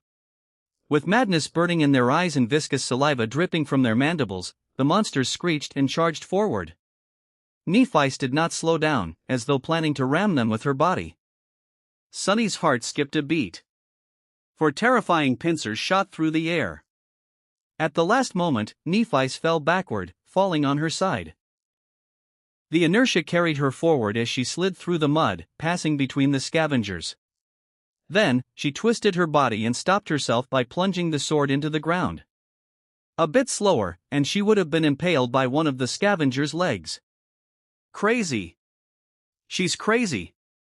By the time Changing Star got back to her feet, one of the scavengers had already turned around. However, Sunny couldn't see what was going on as his sight was blocked by the bulky carapace creatures.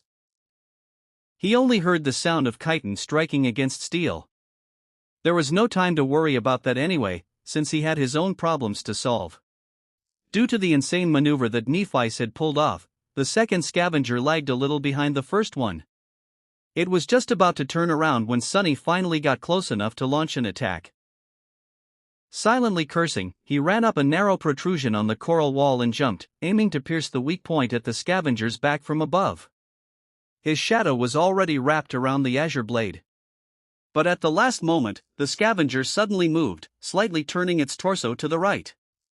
The blade missed the concave spot where the armor plates connected and instead hit one of them square in the center, sliding helplessly across adamantine chitin. Crap! Instead of killing the beast with one decisive blow, Sunny ended up dealing no damage at all. What's worse, he landed right on top of the scavenger, practically hugging it from behind. In the next moment, the scavenger shook its carapace, throwing the irritating human off. Sunny flew sideways and crashed into the labyrinth wall, feeling breath being knocked out of him. Suffocating and disoriented, he fell gracelessly into the mud. Not good. By some instinct, Sunny rolled to the side. Something tore past him and hit the wall, sending pieces of crimson coral flying through the air. Then, he was lifted into the air and thrown backward. But by that time, however, he had already come to his senses. Twisting his body, Sunny managed to land on his feet and take a few steps back without falling. In the next second, his sword was in front of him, held in both hands just like Nephi's had taught him. The scavenger was already charging at him with a menacing fire burning in its eyes. Repetition. Experience. The shadow flowed from the azure blade to his hand, then spread to his arm, shoulder, and then finally covered his whole body. Sunny instantly felt stronger, faster, more resilient. But was it enough? No. To survive, he would definitely also need some luck. One pincer flew at him from the right, the other from the left. There was no time to retreat or dodge sideways. So, instead, Sunny did something that made every instinct in his body scream in protest. He jumped forward, closing the distance to the charging monster. The pincers clashed together with a loud crack behind his back. Instinct or not, it was the only logical step. After all, the attack range of his sword was much shorter than that of the scavenger. He could only fight back by getting close. Before the beast had time to react, Sunny did what he had recently done thousands of times. His muscles moved even before his mind gave the command. With one fluid motion, he raised the sword over his head and slashed downward, pushing with one hand while pulling with the other. His whole body moved in concert to deliver a powerful blow. The azure blade whistled as it cut the air. Then, it hit the joint of one of the scavenger's front legs and cleaved right through it, severing the limb entirely. Blue blood sprayed everywhere. Sunny had less than a second to be amazed. I actually did it? But there was no time to be distracted. Due to the loss of its front leg, the scavenger lost balance for a moment, careening forward and down. However, he had 7 other legs. This wasn't going to last long. Coincidentally, though, at this exact moment, his other front leg slid in the mud, bringing the monster even further down. Sunny did not waste this chance. Taking a step forward, he thrust the azure blade up, pushing it into the scavenger's mouth. A severed mandible fell to the ground as the monster impaled itself on the sword with its own weight. The massive body of the nightmare creature convulsed before falling still. It was dead. Sunny slowly exhaled, only now feeling the pain in his chest and at the back of his head. He carefully touched it and grimaced. His hand came back wet with blood. At least I'm alive. You have slain an awakened beast, carapace scavenger. Your shadow grows stronger. You have. With no time to listen to the spell, Sunny tugged on the sword to dislodge it from the monster's head and hurried to help Nephi's. However, it was too late. The other scavenger was lying in the mud, clearly dead. His limbs were still twitching, indicating that the fatal blow was delivered just moments ago. It seemed like Nephi's had managed to sever its spine by piercing the weak spot at the base of the beast's torso with her long sword. He couldn't see the silver-haired girl behind the bulky carcass. As Sunny approached it, he heard the sound of rugged, strained breathing. Then a shaky voice came from behind the scavenger. Don't come any closer." In the deathly silence of the battle's aftermath, Changing Star's voice sounded strange and subdued. Sonny suddenly felt as though someone had squeezed his heart in a fist. Steeling himself, he took another step forward. Nephi's was standing in front of the dead scavenger, trying to catch her breath after the intense fight. There was a bloody gash on her shoulder. However, it didn't look life-threatening. Sonny's attention, though, was instantly drawn to something else. It seemed that at some point during the fight, the tall girl's makeshift seaweed top came apart, leaving her naked above the waist. She was covering her chest with one arm.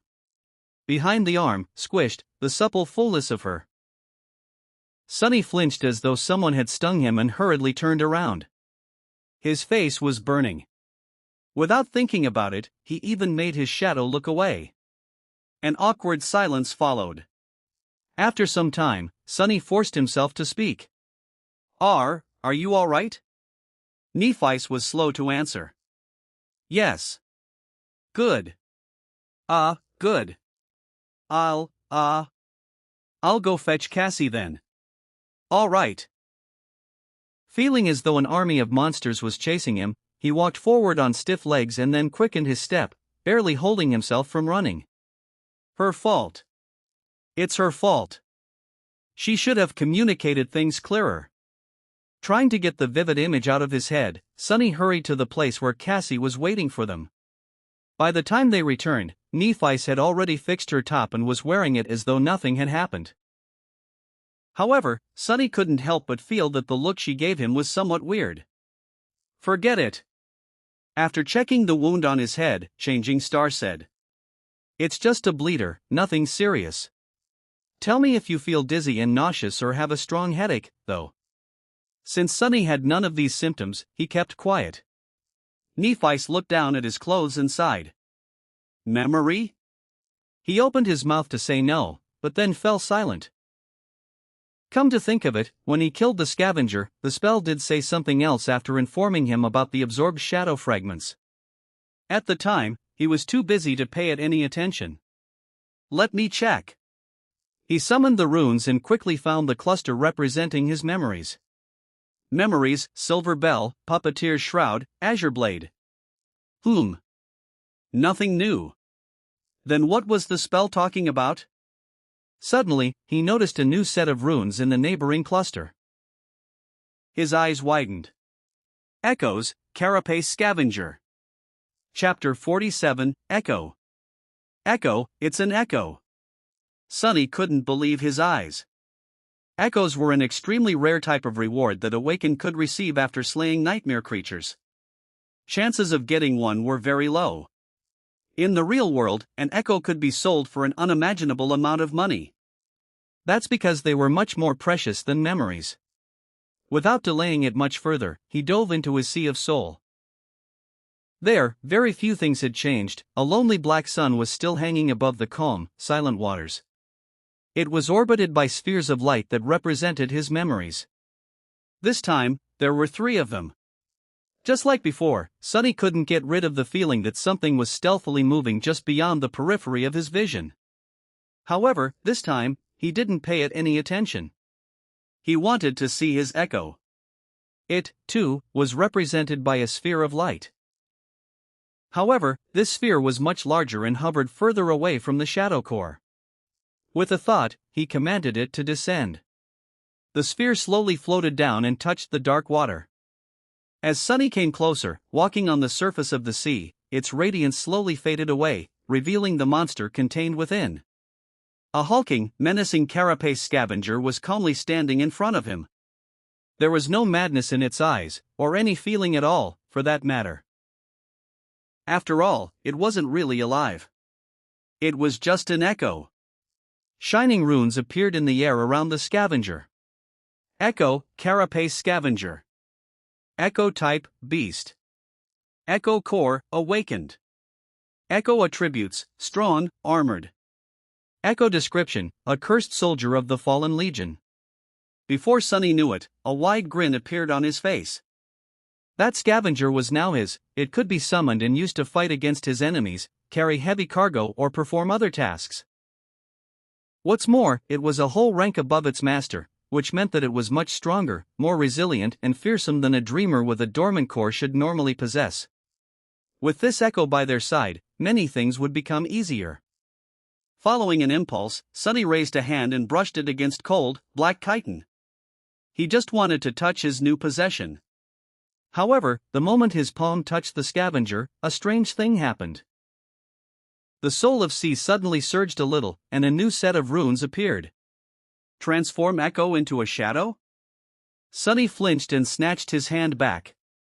What the hell is that about? He had never heard anything about transforming echoes into something else, let alone shadows. Then again, he had never heard about shadow cores and fragments, too.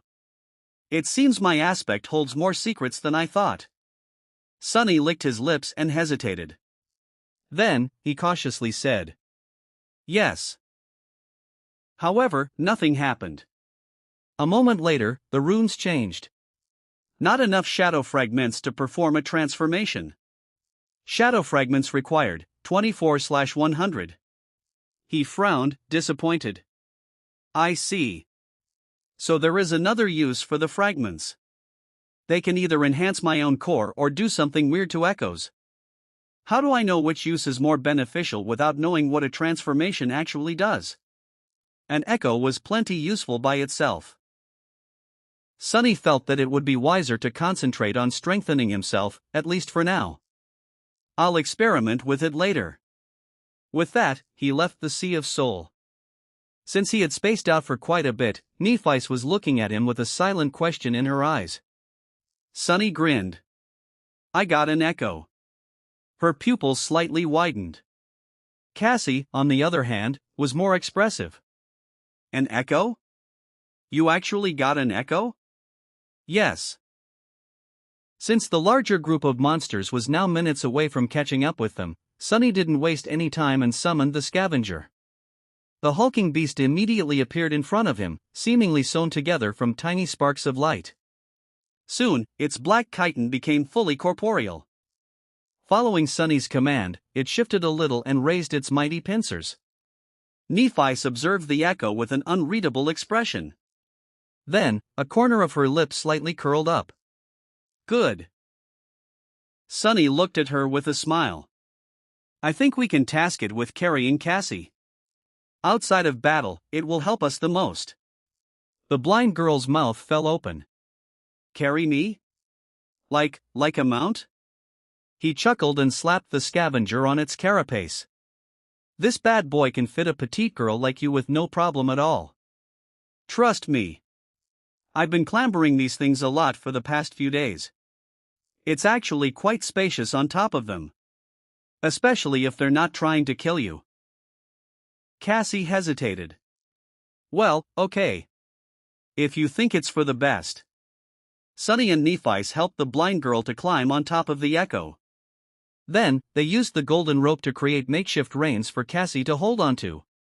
After quickly retrieving soul shards from the dead scavengers, the sleepers hastily left the passage, narrowly avoiding another battle. With Cassie riding comfortably atop the scavenger, their overall speed dramatically increased. Sunny and Nephice were jogging in the front, hoping to recoup the time lost in the first half of the day and reach the high point with an hour or two to spare. From time to time, they had to take detours to avoid fighting groups of carapace monsters. However, with a monster of their own by their side, the mood and mental state of the three sleepers were much better. For the first time since coming to this place, Sunny felt somewhat calm. Of course, this calmness didn't last long. At some point, he noticed that the wind had picked up a bit. Almost simultaneously, Cassie asked them to stop. Nephice and Sunny looked at her with deep frowns. It seemed that they both had a bad premonition. What is it? The blind girl let go of the reins. Do you hear anything? They looked at each other, then shook their heads. No. Why? Cassie scowled. Help me get off this thing. After they helped her, she stood motionless for a while, listening. Her scowl deepened.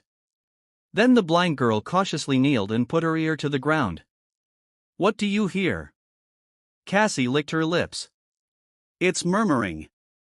Suddenly, a drop of water fell on Sunny's face. He raised his head and looked at the sky. There, dark stormy clouds were gathering with unnatural speed. Pretty soon, they were bound to cover it completely, including the sun.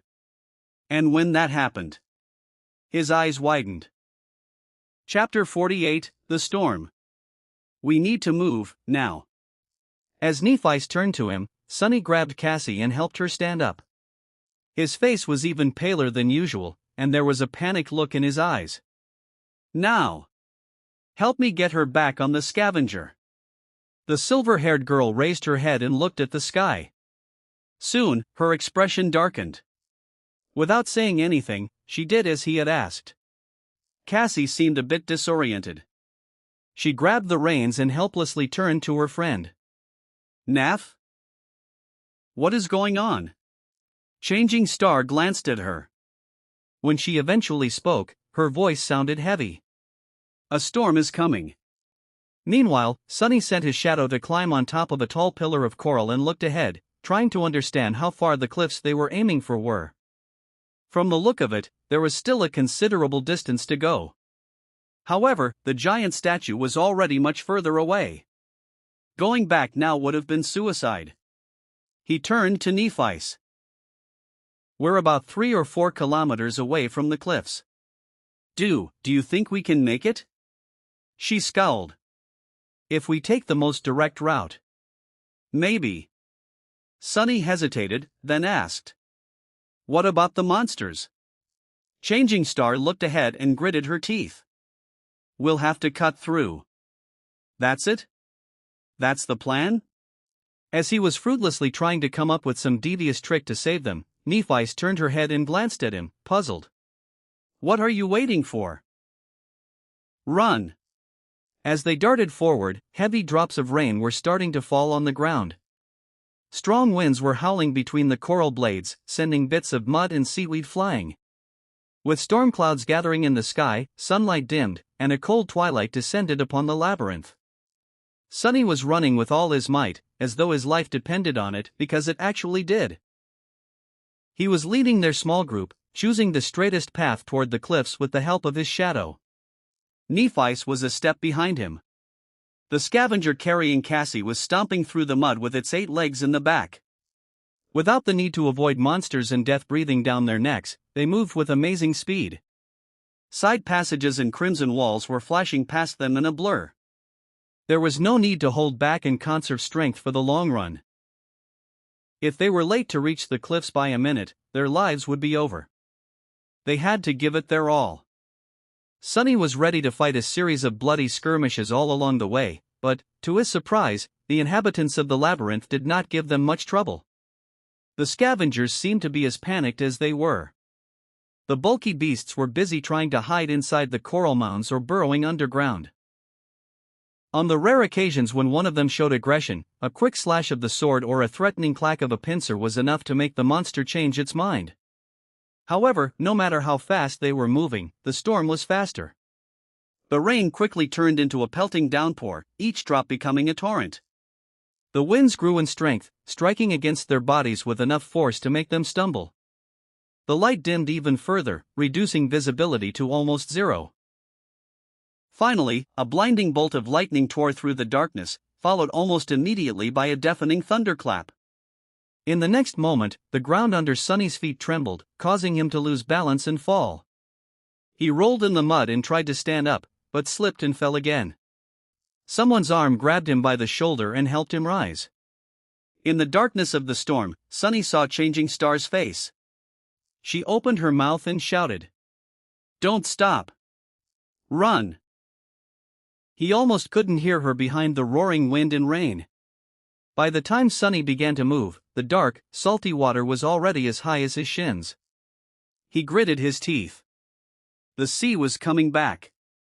He couldn't determine where the water was coming from, but with each minute, it was rising higher.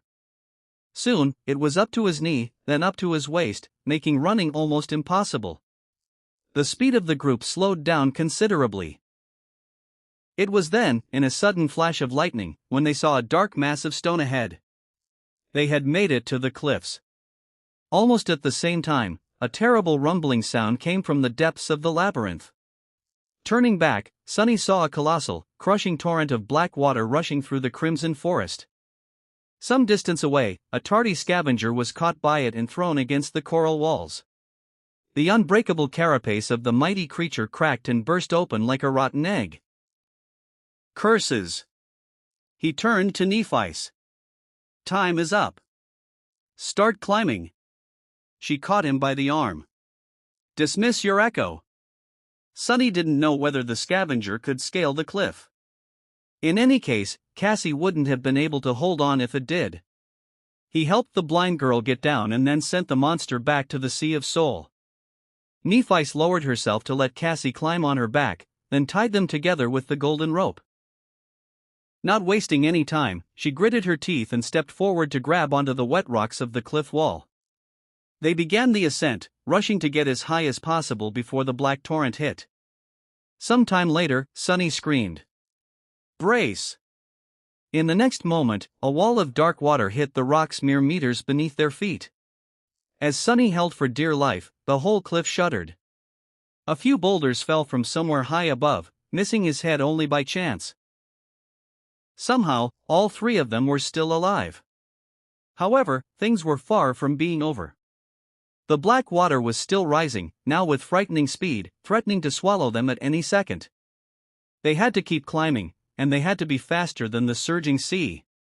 Sunny cursed as he searched for the next hole to grab onto. To survive, he had to scale the face of the cliff with crazy speed. However, hastily climbing wet rocks was a recipe for disaster. One slip of a hand, and he would plunge down to be crushed against the cliffs, drown, or be eaten by some giant monster. The torrential rain and hurricane wind made everything even worse. And yet, there was no choice. He frantically kept climbing, tearing his skin on sharp rocks. Every muscle in his body was in agony. If not for the shadow wrapped tightly around his body, Sunny would have been long dead. But even with its help, the surging dark water was getting closer and closer. Damn it! Damn it all! No matter how hard Sunny tried, he couldn't win back any distance. Soon, the water was at his feet. The sea slowly swallowed his legs, then his torso.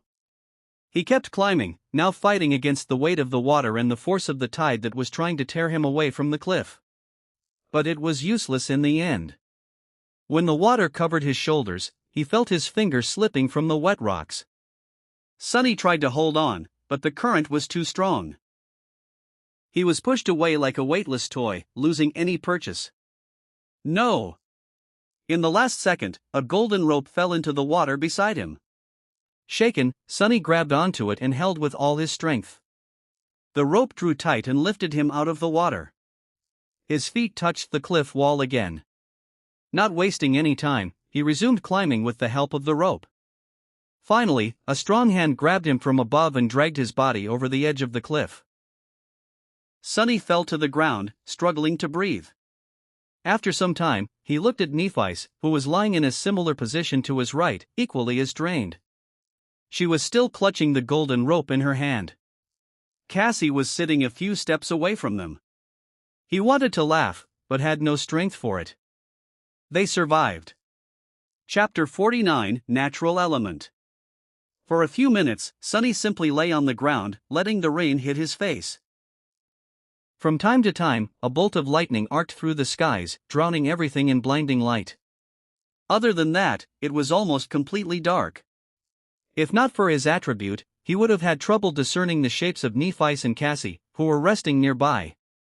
After some time, however, a feeling of uneasiness entered his mind. Something was off.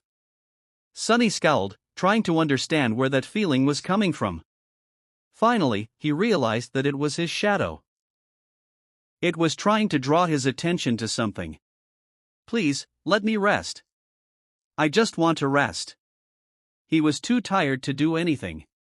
Both his body and mind were exhausted. However, the shadow was very persistent. It remained adamant. In the end, Sunny moaned and rolled over on his stomach, then slowly stood up. Nephis turned her head and looked at him. What is it? He grimaced. I don't know yet. Something feels wrong. Cassie shivered and got closer to Neff. Following his shadow's warning, Sonny looked around, trying to find any sign of danger in their surroundings. Even with his vision, he couldn't see anything out of place. The upper part of the cliffs was well above the stormy sea, forming a small island. Its surface was rugged and uneven, with several protruding ridges breaking the line of sight. There was a large space between their group and the nearest ridge. That space was littered, seemingly at random, with piles of dirt and tall boulders. Nephi got up and summoned her sword. "Do you see anything?" Sonny frowned. "Not really." At that moment, another lightning flashed, briefly illuminating the small island. His eyes widened. The tall boulders surrounding them were massive and irregularly shaped. They were black in color and motionless, that's why Sonny had not recognized them for what they were at first glance. All around them, scavengers were silently lying on the ground. Sonny froze, suddenly consumed by terror. The hairs on the back of his neck bristled and stood up on ends. 1, 2, 3, he lost count because of panic and gritted his teeth. 7, no, 8 of them. It seemed the 3 humans were not the only ones who thought of taking shelter from the dark sea on these cliffs. He trembled. These cliffs were a death trap. Noticing something on his face, Nephi tensed. "Sonny?" He slowly turned his head to her and whispered. "Don't speak. Don't move. Just stay where you are." She followed his instructions without asking for the reason. However, a silent question appeared on her face. Cassie did the same. Sonny closed his eyes and breathed in, trying to calm his panicking mind down. There were no hopeless situations. Every problem had a solution. He just had to think of one. The scavengers did not attack yet. Maybe they were asleep or patiently waiting out the storm, trying not to move in fear of attracting more terrifying monsters. Maybe they simply did not notice the humans. After all, it was unknown how well these creatures could see. Were they able to see in the dark? Probably not, or at least not as well as he could. There was still hope. Sonny opened his eyes and looked at the small island again. But this time, his perspective was different. He saw the deep darkness, the clamor of the storm that drowned out most of the sounds, the large distance between the scavengers. This was his territory. It was perfectly suited for a murderous shadow. Didn't he dream of becoming a silent assassin? Well, here was his chance. He just had to execute each step perfectly, crawl through the darkness, strike without alerting the enemy, kill each of them with one precise blow. Rinse and repeat. He already knew their strengths and weaknesses. All that was left was to put that knowledge to practice. And even if he makes a mistake, there were other means to fall back onto. Echo and Nephi could do their part if he were to land himself in danger. Yes, that could work. It had to. Sonny looked at Changing Star and Cassie. "I'll take care of this." Before they could react, he seemed to dissolve into the shadows. Under the cover of darkness, Sonny sneaked forward. His steps were soft and measured, his breathing controlled. He quickly determined the optimal order of attack to minimize the chance of being discovered and proceeded to the first target, a hulking scavenger that was the furthest away from the pack. Hidden in the shadows, Sonny suddenly felt calm and focused. He felt as though he was finally in his natural element. As the looming silhouette of the scavenger approached, he slowed down and circled around his target. The monster did not move, oblivious to the lurking threat that was drawing closer with each second. Sonny held his breath and prepared to attack. He only had one chance. Do it right. With that thought, he silently lunged forward. One step, 2. Sonny jumped and easily landed on the monster's carapace. The azure blade was already in his hand, its steel dark. A moment later, it plunged into the weak point on the scavenger's back, piercing the chitin and destroying its brain. The quiet crack of the breaking carapace was quickly washed away by the rain. It was done. Sonny felt a sense of triumph appear in his heart and quickly suppressed it. This wasn't the right time to celebrate. 7 targets were still waiting for him in the darkness. He retrieved his sword and jumped down from the scavenger's corpse. Then, Sonny frowned. Why was the spell silent? It didn't announce his kill, nor the absorption of the shadow fragments. Feeling his skin crawl, Sonny turned around and looked at the scavenger. At first, he was afraid that the beast was still alive, but that wasn't the case.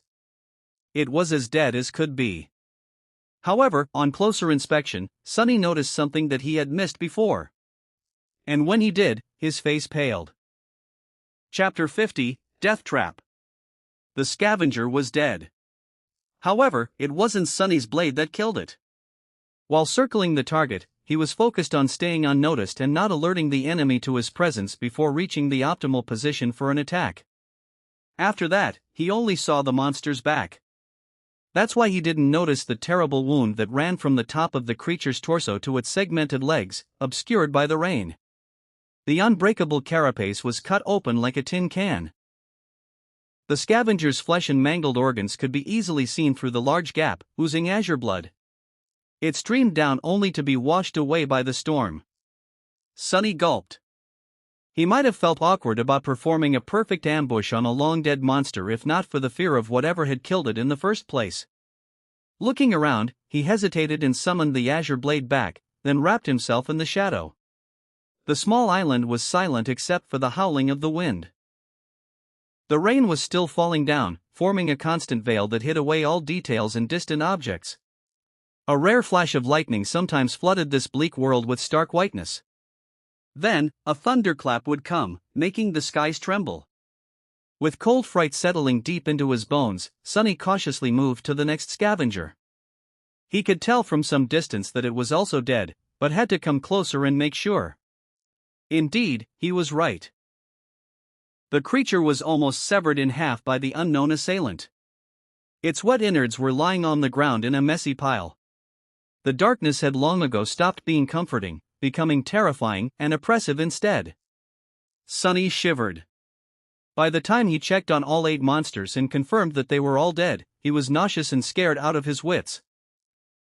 When Sonny had first realized that the black shapes were, in fact, scavengers, he thought that the situation was as bad as it could get. Now, he wasn't sure anymore. In fact, he was pretty convinced that things went from bad to worse. Standing near the last scavenger, Sonny observed his surroundings and thought about returning to Neff and Cassie. Maybe the terrifying killer had already left the island. They could just hide and hope for the best. He wouldn't be alone, at least.